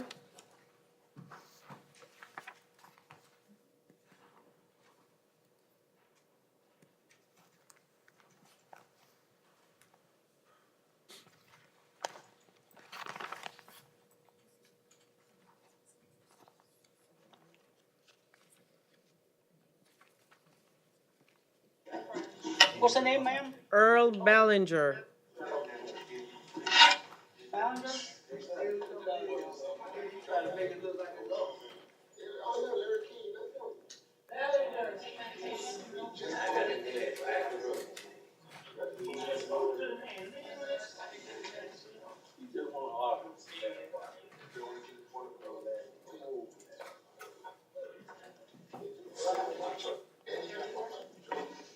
All right, Mr. Ballinger is before the court. It's counts 1 and 2 is misdemeanor capious, solicitation and trespass. I do find probable cause. What does Mr. Ballinger wish to do? Judge, he wishes to resolve both of these municipal ordinance matters. Judge, I just want to, he's the last one, but I need to do the colloquy with him as far as count 1 is concerned. Okay. Someone could turn on the mic for Mr. Ballinger. Thanks. Good morning, Mr. Ballinger. How are you? No contest, man. Mr. Ballinger, good morning. Good morning. Now, Mr. Ballinger, do you remember meeting me this morning in custody? No, I don't think I do. You don't remember meeting me this morning in custody, Mr. Ballinger? Oh, yeah. I see you, the guy in the middle, yeah. Okay, all right. And Mr. Ballinger, when I met you this morning, did I discuss with you that you had a 2017 panhandling charge? Uh-huh. And did I tell you that it's my belief that panhandling charge is unconstitutional? Yes. And I told you if you wanted me to, I could ask the judge to release you on your own recognizance so we could fight that charge? Yes. And you told me, what did you tell me? No contest. Thank you. All right, Mr. Ballinger, I accept your no contest plea and I sentence I you don't to, understand everything. I sentence you to adjudication and time served, okay? All right, Charlie, All thank you. all right, good luck. And then Brendan Jones. He's on page 16 of the docket. He's in the main jail. This is the last MO, Judge. All right, Mr. Jones, you're before the court for a misdemeanor KPS. Also, this is a possession of controlled substance. I do find probable cause. What does Mr. Jones wish to do? Judge, he wishes to resolve this matter. He wants the court to know that he is working on getting a valid license. He's paying off his traffic tickets slowly but surely, and that he does work, and he travels between Dade and Broward. So he would like to resolve it, but he's asking if the court would withhold adjudication.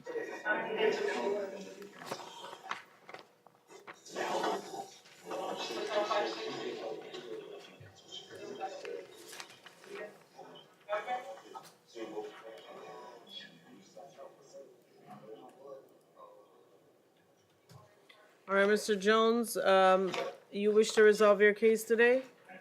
Yes, ma'am. All right, sir, raise your right hand as best you can.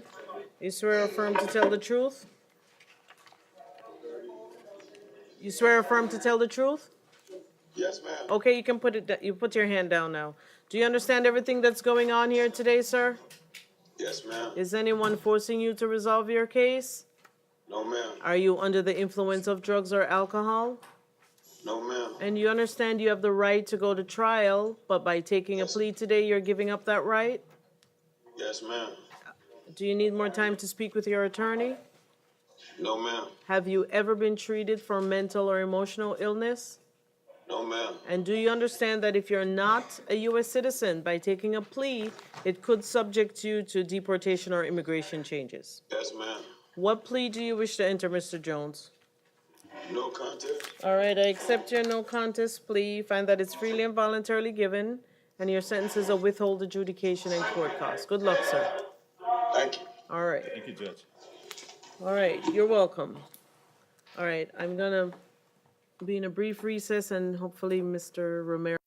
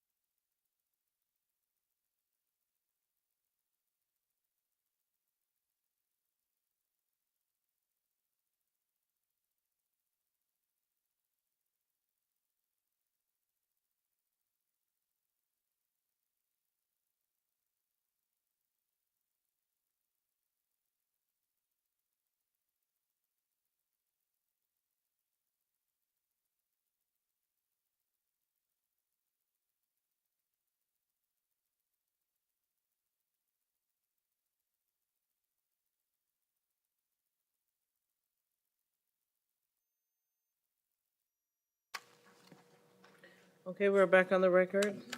Thank you, Judge, for giving me that opportunity to speak to the rest of the gentlemen. All right, where are we? You know, I had a William Thurman that was pulled out with the other municipal ordinance. What page so I can see? That I am not sure. Page 14? Yeah, Mr. Oh, yeah, Mr. William Thorne. He's gonna come, he's coming. right now, Okay. Judge. Thank you.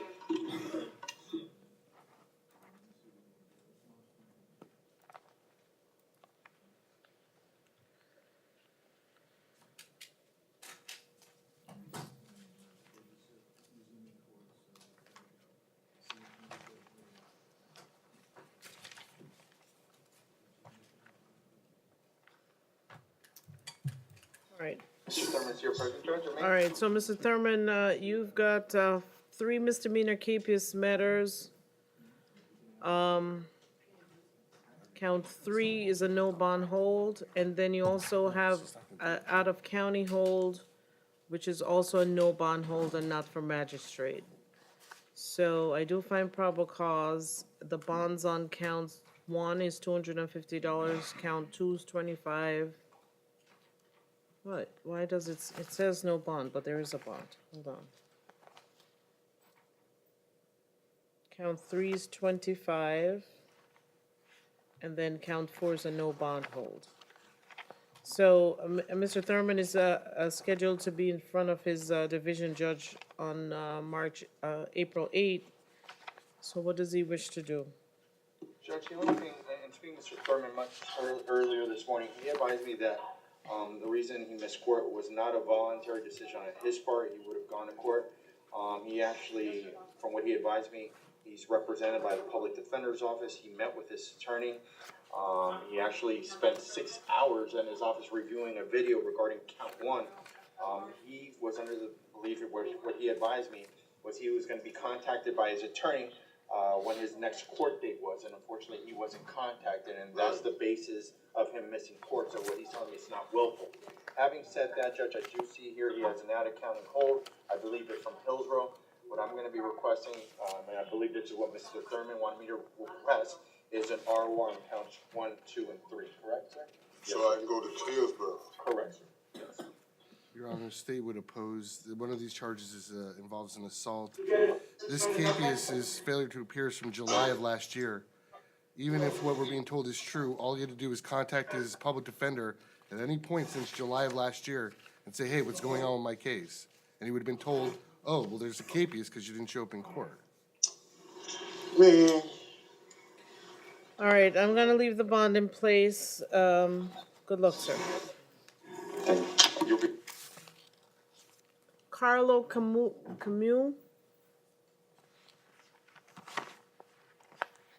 He's a person, Judge.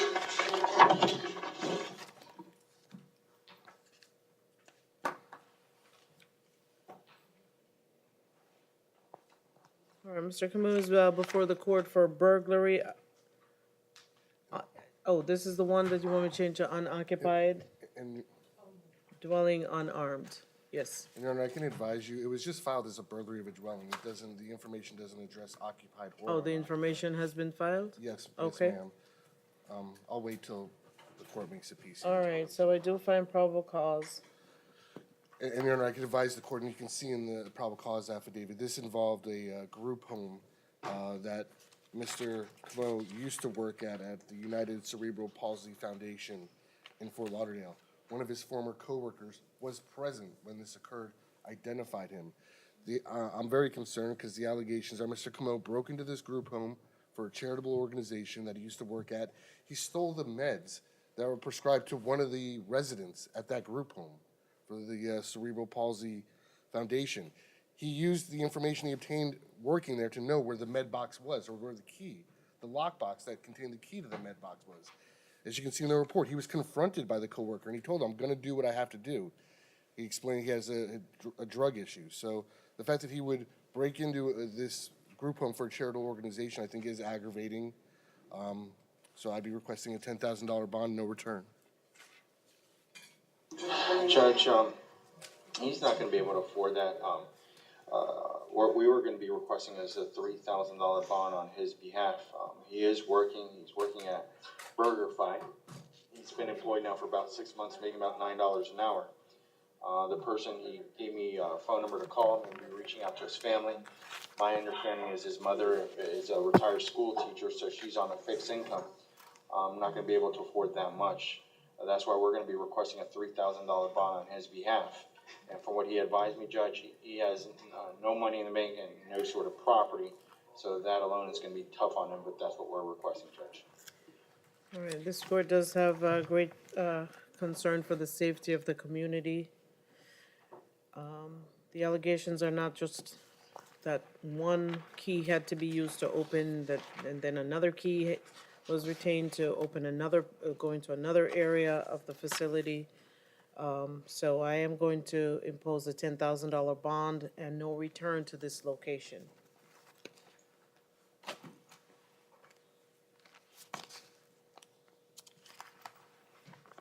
All right, Lunzer, Losing Court.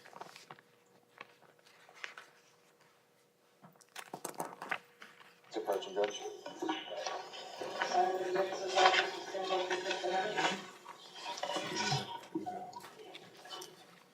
Oh.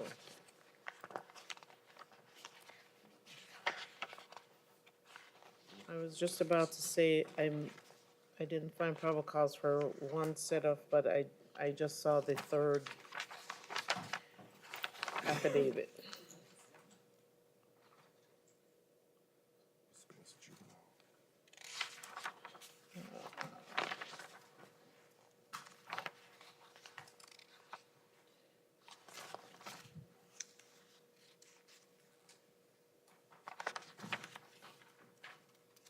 Oh, never mind.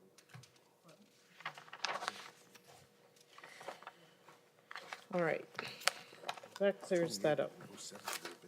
Okay, so, Mr. Losing Court, you're before the court today. Count 1 is burglary, unoccupied structure, unarmed. Counts 2 and 3 is petty theft. Count 4 is driving while license suspended, habitual. Count 5 is burglary, unoccupied structure, unarmed. Count 6 is petty theft.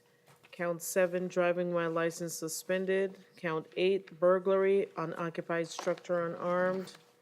Count 9, petty theft. And count 10, driving while license suspended, habitual. I do find probable cause as to all those counts, and I'll hear from the parties. Your Honor, I'm going to be requesting a $5,000 bond on each burglary. Based on these allegations, it would appear this is not a matter of isolated incidents, but this is organized criminal activity focusing on these businesses, all contained in the same area. As far as his criminal history, 2010, he had a federal prior for selling synthetic narcotics at a Palm Beach. One moment, Judge.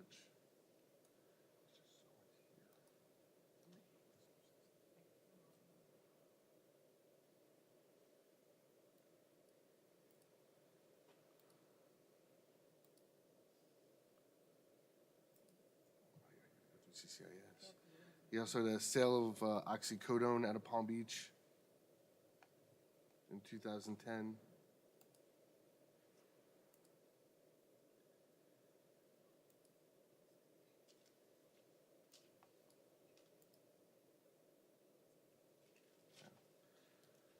Your Honor, also would be requesting a GPS monitor. And no return to the list of locations. Nothing further. Okay? Judge, as you heard, and from what the state just mentioned, as far as his priors, it was a number of years ago. He's been here in Florida his whole entire life. He's 28 years old. He's working at a warehouse where he's now been employed at the same warehouse for now 2 years. So he's been with the same employer for the past 2 years, making about $10 an hour. He lives in Boca Raton with his mom. His mom is the person he's going to be reaching out to post his monetary bond. She is on disability, so her financial resources are quite limited. So I'm going to be asking on counts 1, 5, and 8, which are the third-degree felonies. I'm gonna be requesting $1,000 bond on each one of those.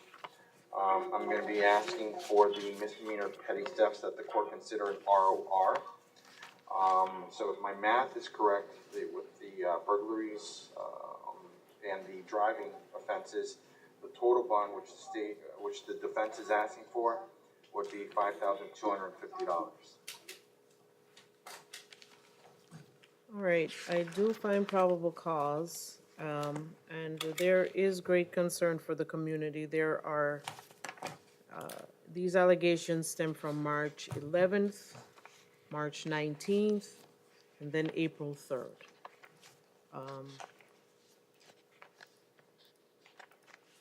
Various businesses were subject of thefts. And so I am going to impose a bond on each count of for the burglaries. It's gonna be $5,000. That's count 1, count 5, and count 8. The standard bonds on the other counts will remain, and no return to this location or these locations.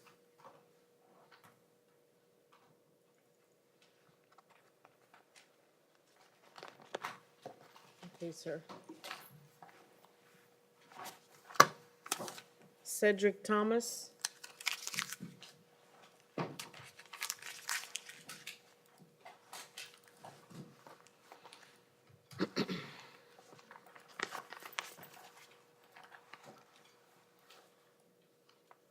All right, Mr. Thomas is before the court for count 1, petty theft, and count 2, resisting officer without violence.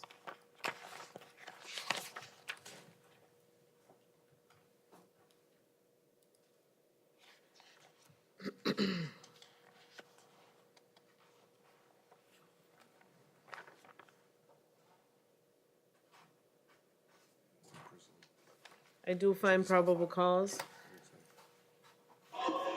Judge, and speaking Mr. Thomas, he did give me the phone number of his family member, and I intend on calling his uncle after court. All right, so Mr. Thomas' bond is $750.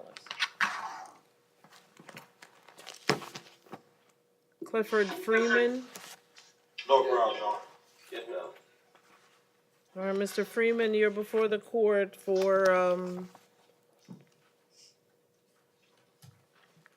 possessing or receiving or retaining stolen credit card, and count 2 is trespassing.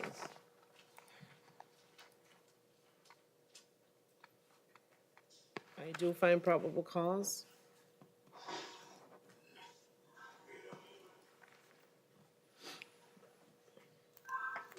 Does anyone wish to be heard as to Mr. Freeman? Yes, Judge. Mr. Freeman indicated he might have found these credit cards, but I can say he's been, 6 different credit cards. he would stay at the Salvation Army if he was released. He's been here for 4 months. He does have some physical conditions that concern me. So I'd ask the court to consider pretrial release. He indicated to me he will go to the Salvation Army. That's where he will be residing. Your Honor, I'll be asking the court to keep the bond in place. Frankly, just the explanation that he just happened to find these credit cards isn't reasonable, considering he was found in possession of 2 wallets, 6 credit cards belonging to 6 different people, 4 hotel room keys, and a driver's license that belonged to someone else as well.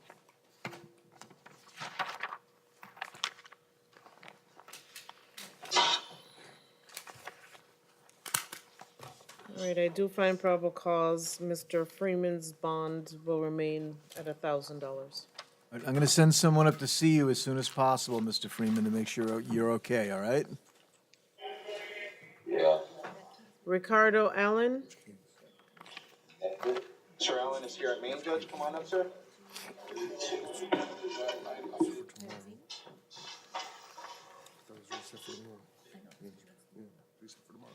All right, Mr. Allen is before the court for grand theft, and I do find probable cause. Judge, my understanding is, and certainly the state will correct me if I'm wrong, this is his first contact with the criminal justice system. He's a registered voter here in Broward County, graduate of Deerfield Beach High School. He's 22, been here his whole entire life. I'm going to be asking the court to consider releasing Mr. L.A. on RWAR.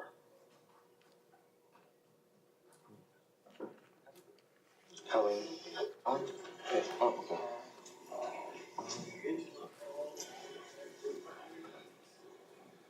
Your Honor, I'm not showing any previous arrests, though. I would note that this does, these allegations do involve a certain level of planning and organization involving stealing from his, I guess it would have been his employer at the time. All right, I'm going to release Mr. Allen on standard pretrial supervision. Mr. Chairman, there's a matter.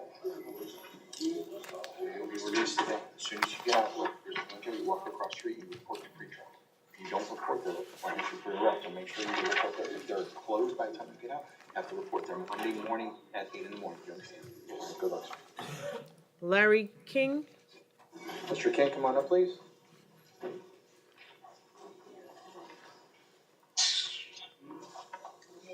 Mr. King, you're before the court for one count of grand theft.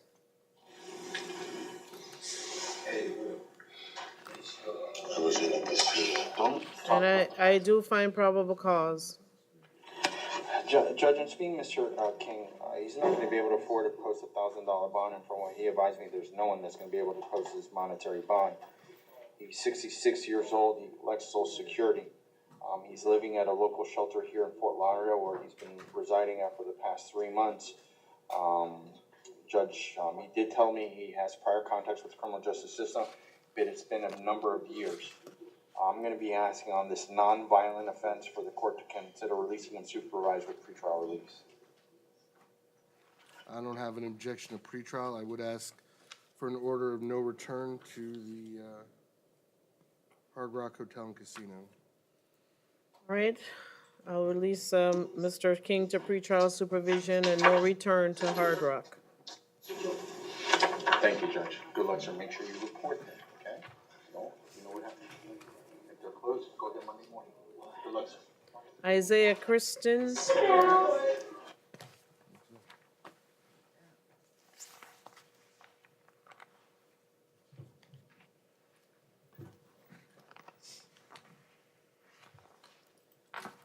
He's approaching, Judge. Come on up, sir.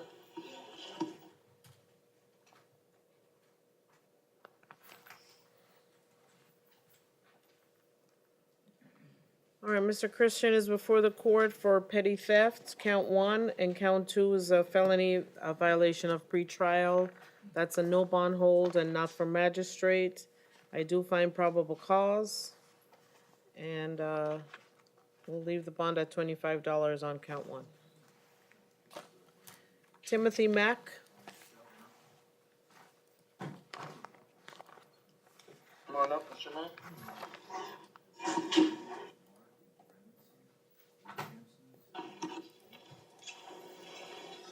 Mr. Mack is before the court for 1 count of possession of cocaine, and count 2 is tampering with or fabricating physical evidence. I do find probable cause. Judge, at this time, nothing to add by the defense. I'm going to be contacting his family after court. All right, here's $1,000 on each count. James Rinaldi? Mr. Rinaldi, come on up, please.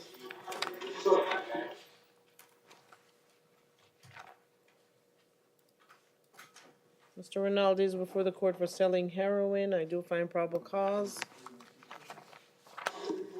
Judge, at this time, nothing to add by the defense. I'm going to be contacting his father after court. Okay.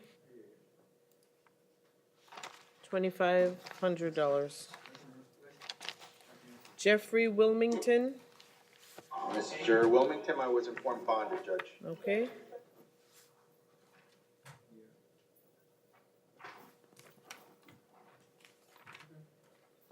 Randall Woosley?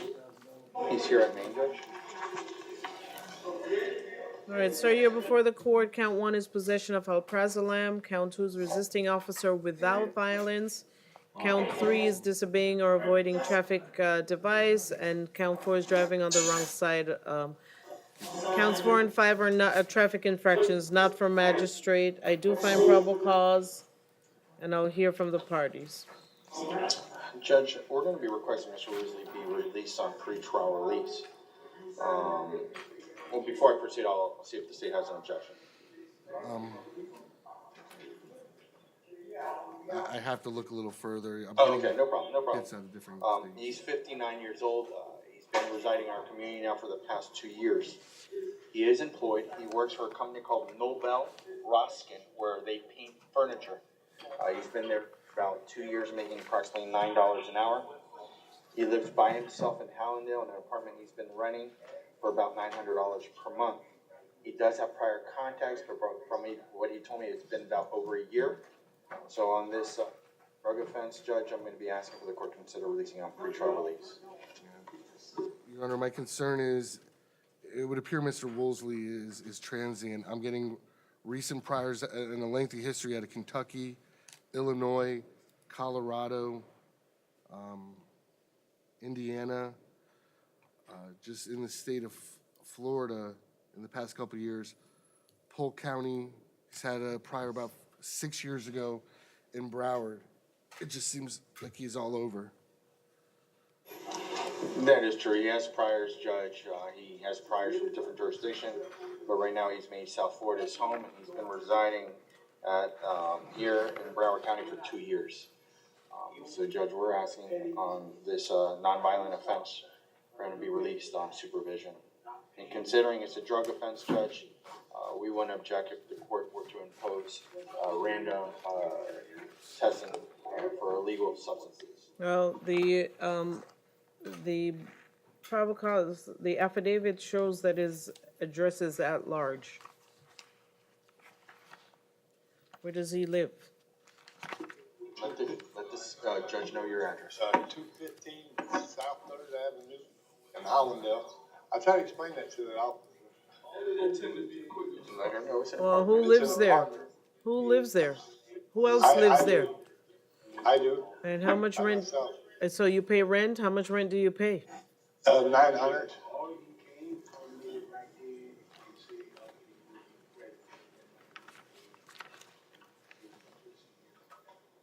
Or 7 days a week.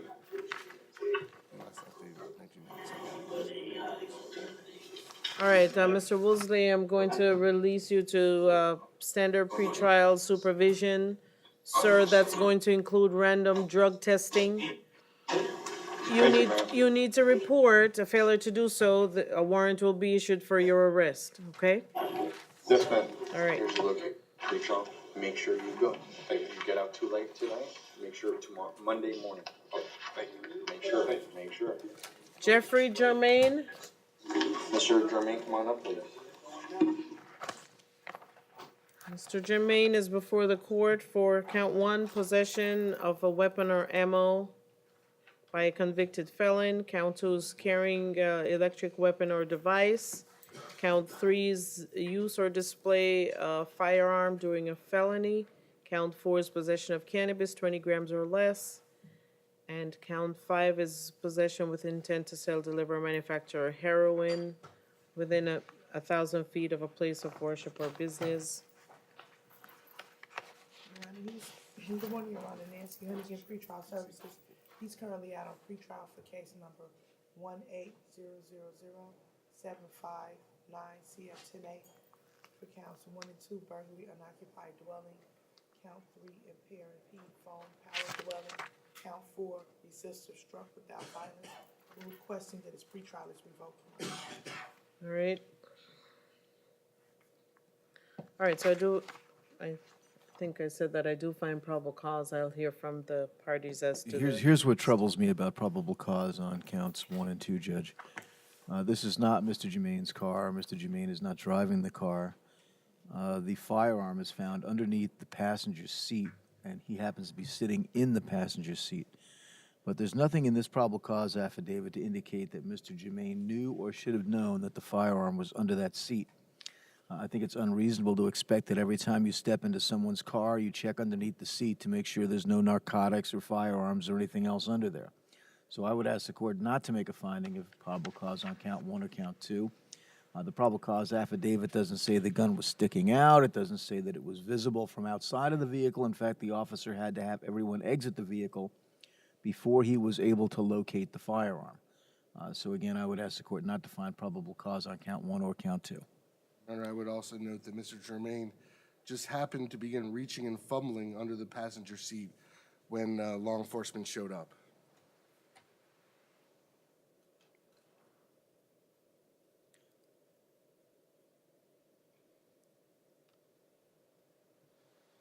Right, over defense objection, I do find probable cause.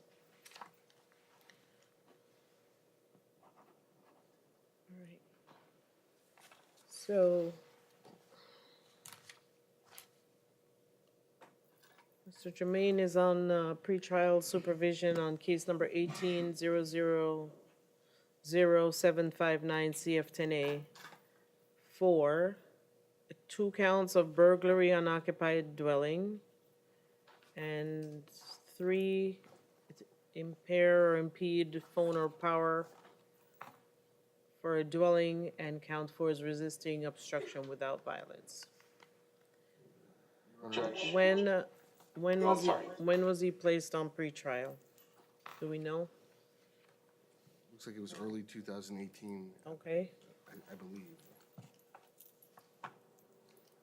all right, and so today, Mr. Germain, being on pretrial, is now before the court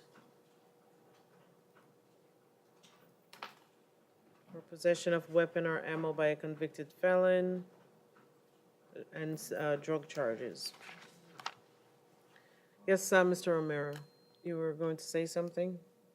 And I think the court asked exactly what I was gonna ask as far as how long, and I heard the answer, Judge. Okay.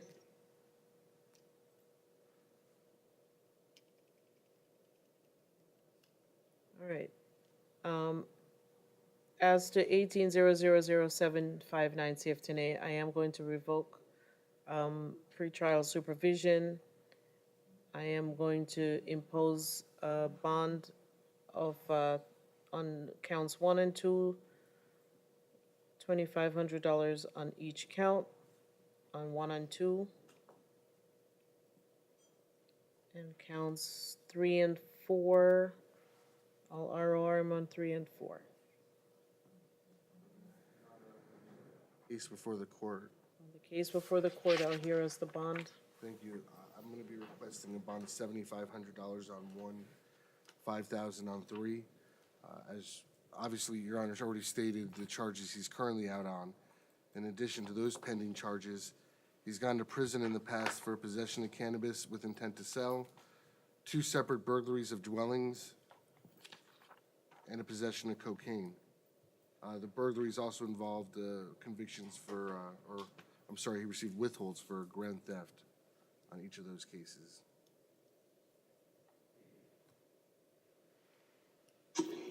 Judge, I'm gonna be asking that the court impose a bond on count 1 of $2,500 and on count 3 $1,000. Been living here in South Florida his whole entire life. He's self-employed. He works in landscaping, where he approximately makes $500 per week. He lives in Fort Lauderdale with his mother. From what he advised me, she is a caretaker. So he's gonna be reaching out to his family to help post his bond. I'd also ask you to take into consideration what my colleague argued as far as for mitigation reasons for the bonds on counts 1 and 3. So we're asking a total bond on counts 1 and 3 of $3,500.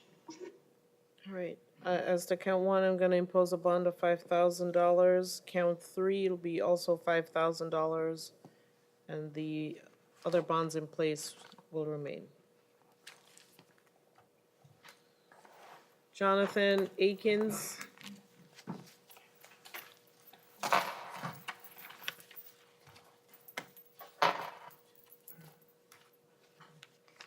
Mr. Akins, come on up, please.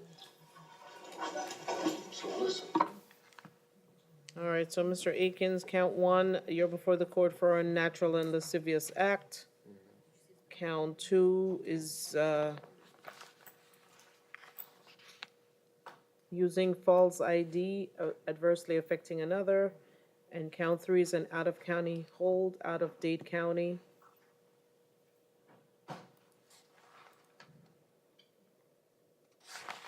And that has a bond attached to it of $7,500. That's the Dade County hold. So I do find probable cause. And here is the bond. Judge, considering his out-of-county hold, nothing to add at this time. All right. All right, so the bonds will remain in place. Ian Gay? He's approaching, Judge. All right, Mr. Gay is before the court for possession of drug paraphernalia, count 1. Count 2 is not for magistrate, it's a traffic infraction. Count 3 is aggravated battery with a deadly weapon. Count 4 is a misdemeanor capias.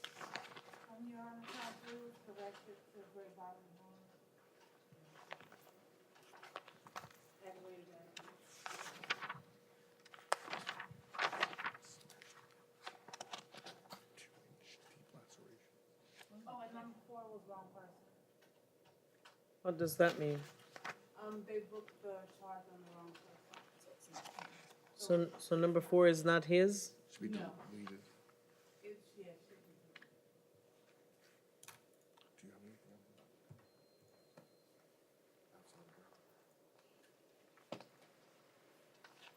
else? So this,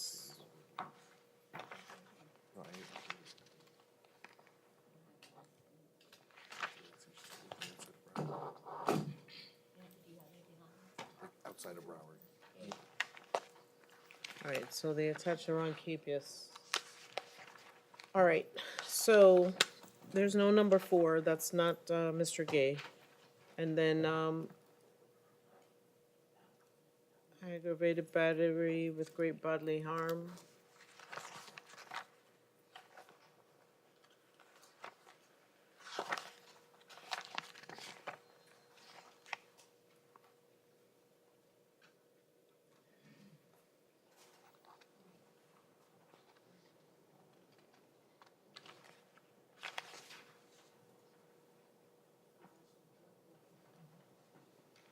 All right, I do find probable cause. Here is the bond. Your Honor, I'm going to be requesting a $15,000 bond, no victim contact. This is based on the allegations and specifically the injuries suffered by the victim as a result of the defendant's actions. Noting that the defendant caused the victim to suffer a laceration that was 2 inches deep in his left arm, required surgery to repair muscle and tendon damage. Victim had to be seen by a plastic surgeon, received numerous stitches. Okay?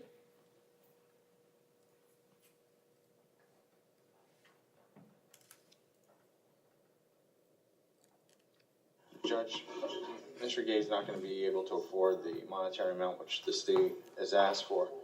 Right now, he's currently looking for stable employment. He does maintenance work on the side where he'll get about $300 per week. He's 41 years old, been living here in South Florida for 28 years. He's living in Margate with roommates.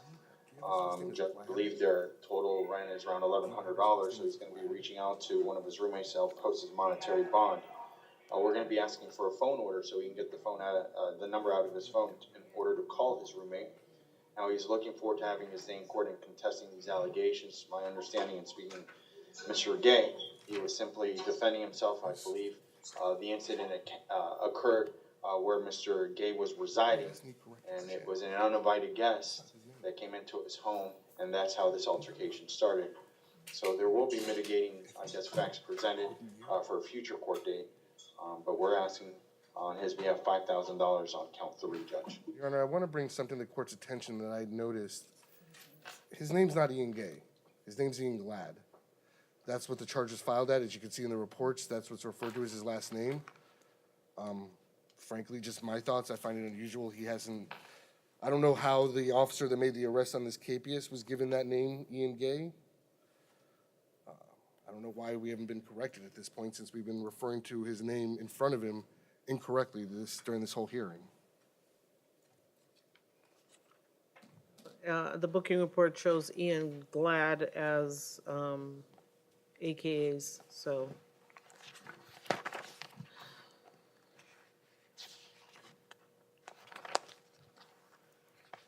All right, I do find probable cause. I am going to impose a bond on count 3 of $7,500 And I'm sorry, we just request no victim contact. and no victim contact.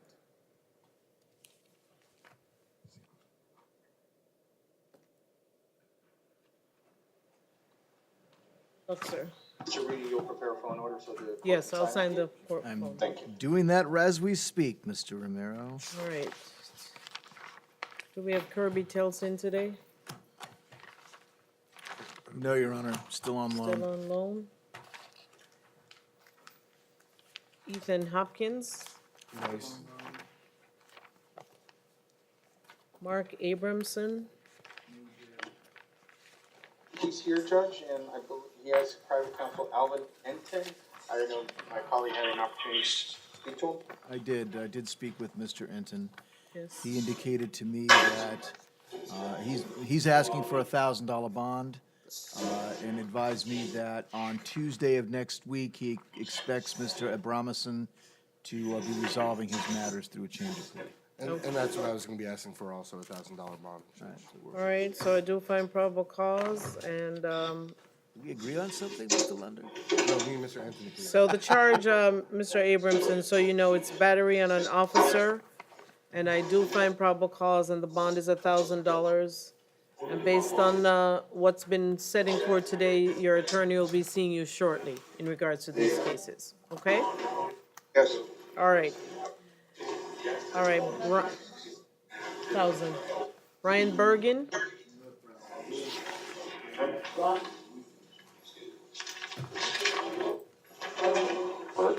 all right, Mr. Bergen, you're before the court today for count 1, burglary of a dwelling or structure of conveyance, and count 2's possession of burglary tools with intent to use. So I do find probable cause. Your Honor, I'm gonna be seeking a no bond hold upon the finding of proof evident or presumption great. It would appear that the evidence of armed burglary is strong against Mr. Bergen. He was apprehended on the property after being stopped by a resident of the property. He does not reside there. He had no legal authority to enter the property. And while still on the property, upon searching him, the arresting deputy found him in possession of a folding knife and a box cutter knife. The reason I'm asking for no bond, Your Honor, is because there's a reason why even in this particular situation, the legislature considers this to be so serious that it charges it as a punishable by life offense. That is because anytime someone enters onto someone else's property armed, it creates a situation of potential danger if someone were to come home. Or like in this instance, where a resident is going to his garage and now sees someone that's not supposed to be there that has a weapon that could cause great bodily harm or even possibly death. Noting obviously a box cutter can clearly cause significant injury. I would also note Mr. Bergen's criminal history. Just pulling that up right now.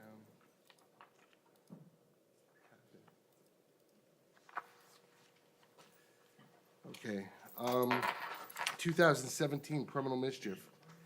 2016 false report to law enforcement.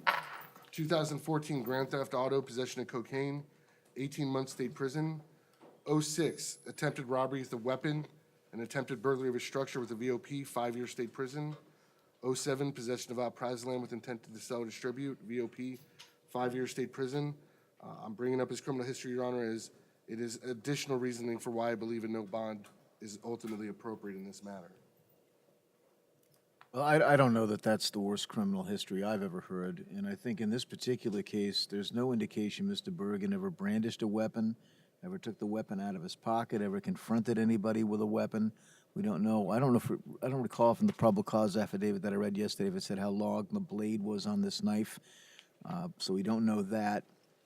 I do recall that the screen was cut, so it appears the purpose of Mr. Bergen having one of these knives, if he did in fact have one, was not to harm anyone, but to cut the screen. So I would ask the court at this time not to make a finding of proof evident presumption grade set bond for Mr. Bergen. Certainly, the court has it well within its discretion to do so, and I would ask that you do that. I don't think this is the kind of case where someone should be held without the possibility of posting bond. Mr. Bergen's provided me with the phone number of his mother. I can reach out to her to see if she's going to be able to bond him out, but I would ask the court to set a bond. All right, I do find probable cause based on the affidavit that's been presented to the court. I am going to make a preliminary finding of proof evident presumption grade. I'm also going to exercise my discretion and set a bond on count 1.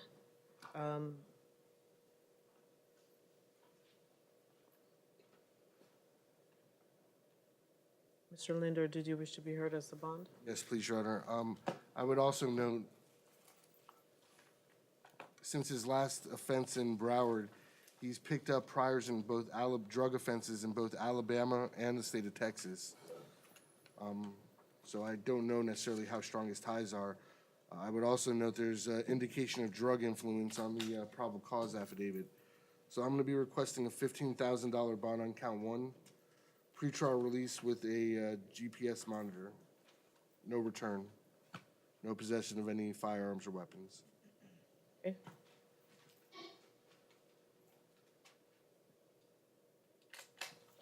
All right, I am going to impose a bond of $15,000, no return, and that's going to be with a level 2 GPS. All right, good luck, sir. Duriel Akins, North Broward.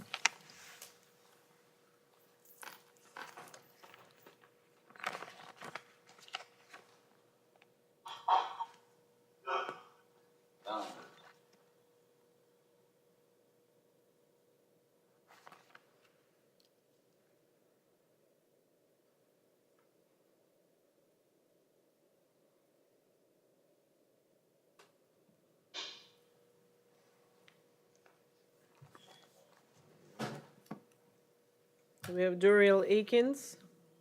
Yeah, he's in North Broward, Judge. I spoke with him earlier.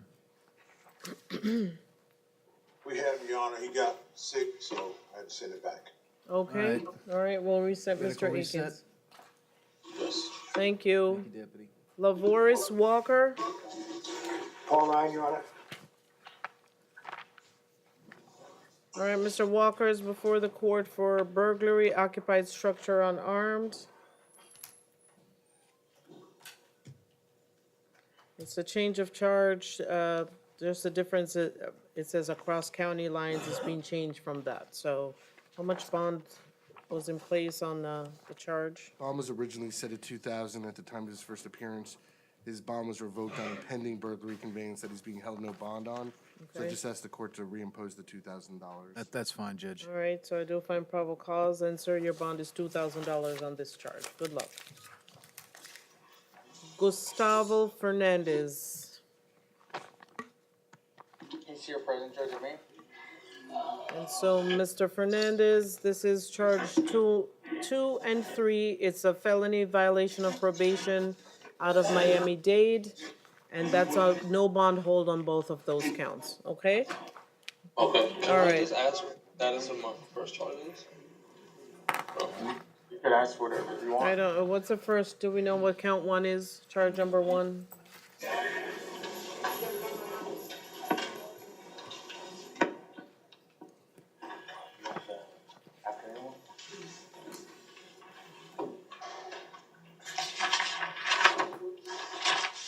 Confinement on, Gustavo Fernandez.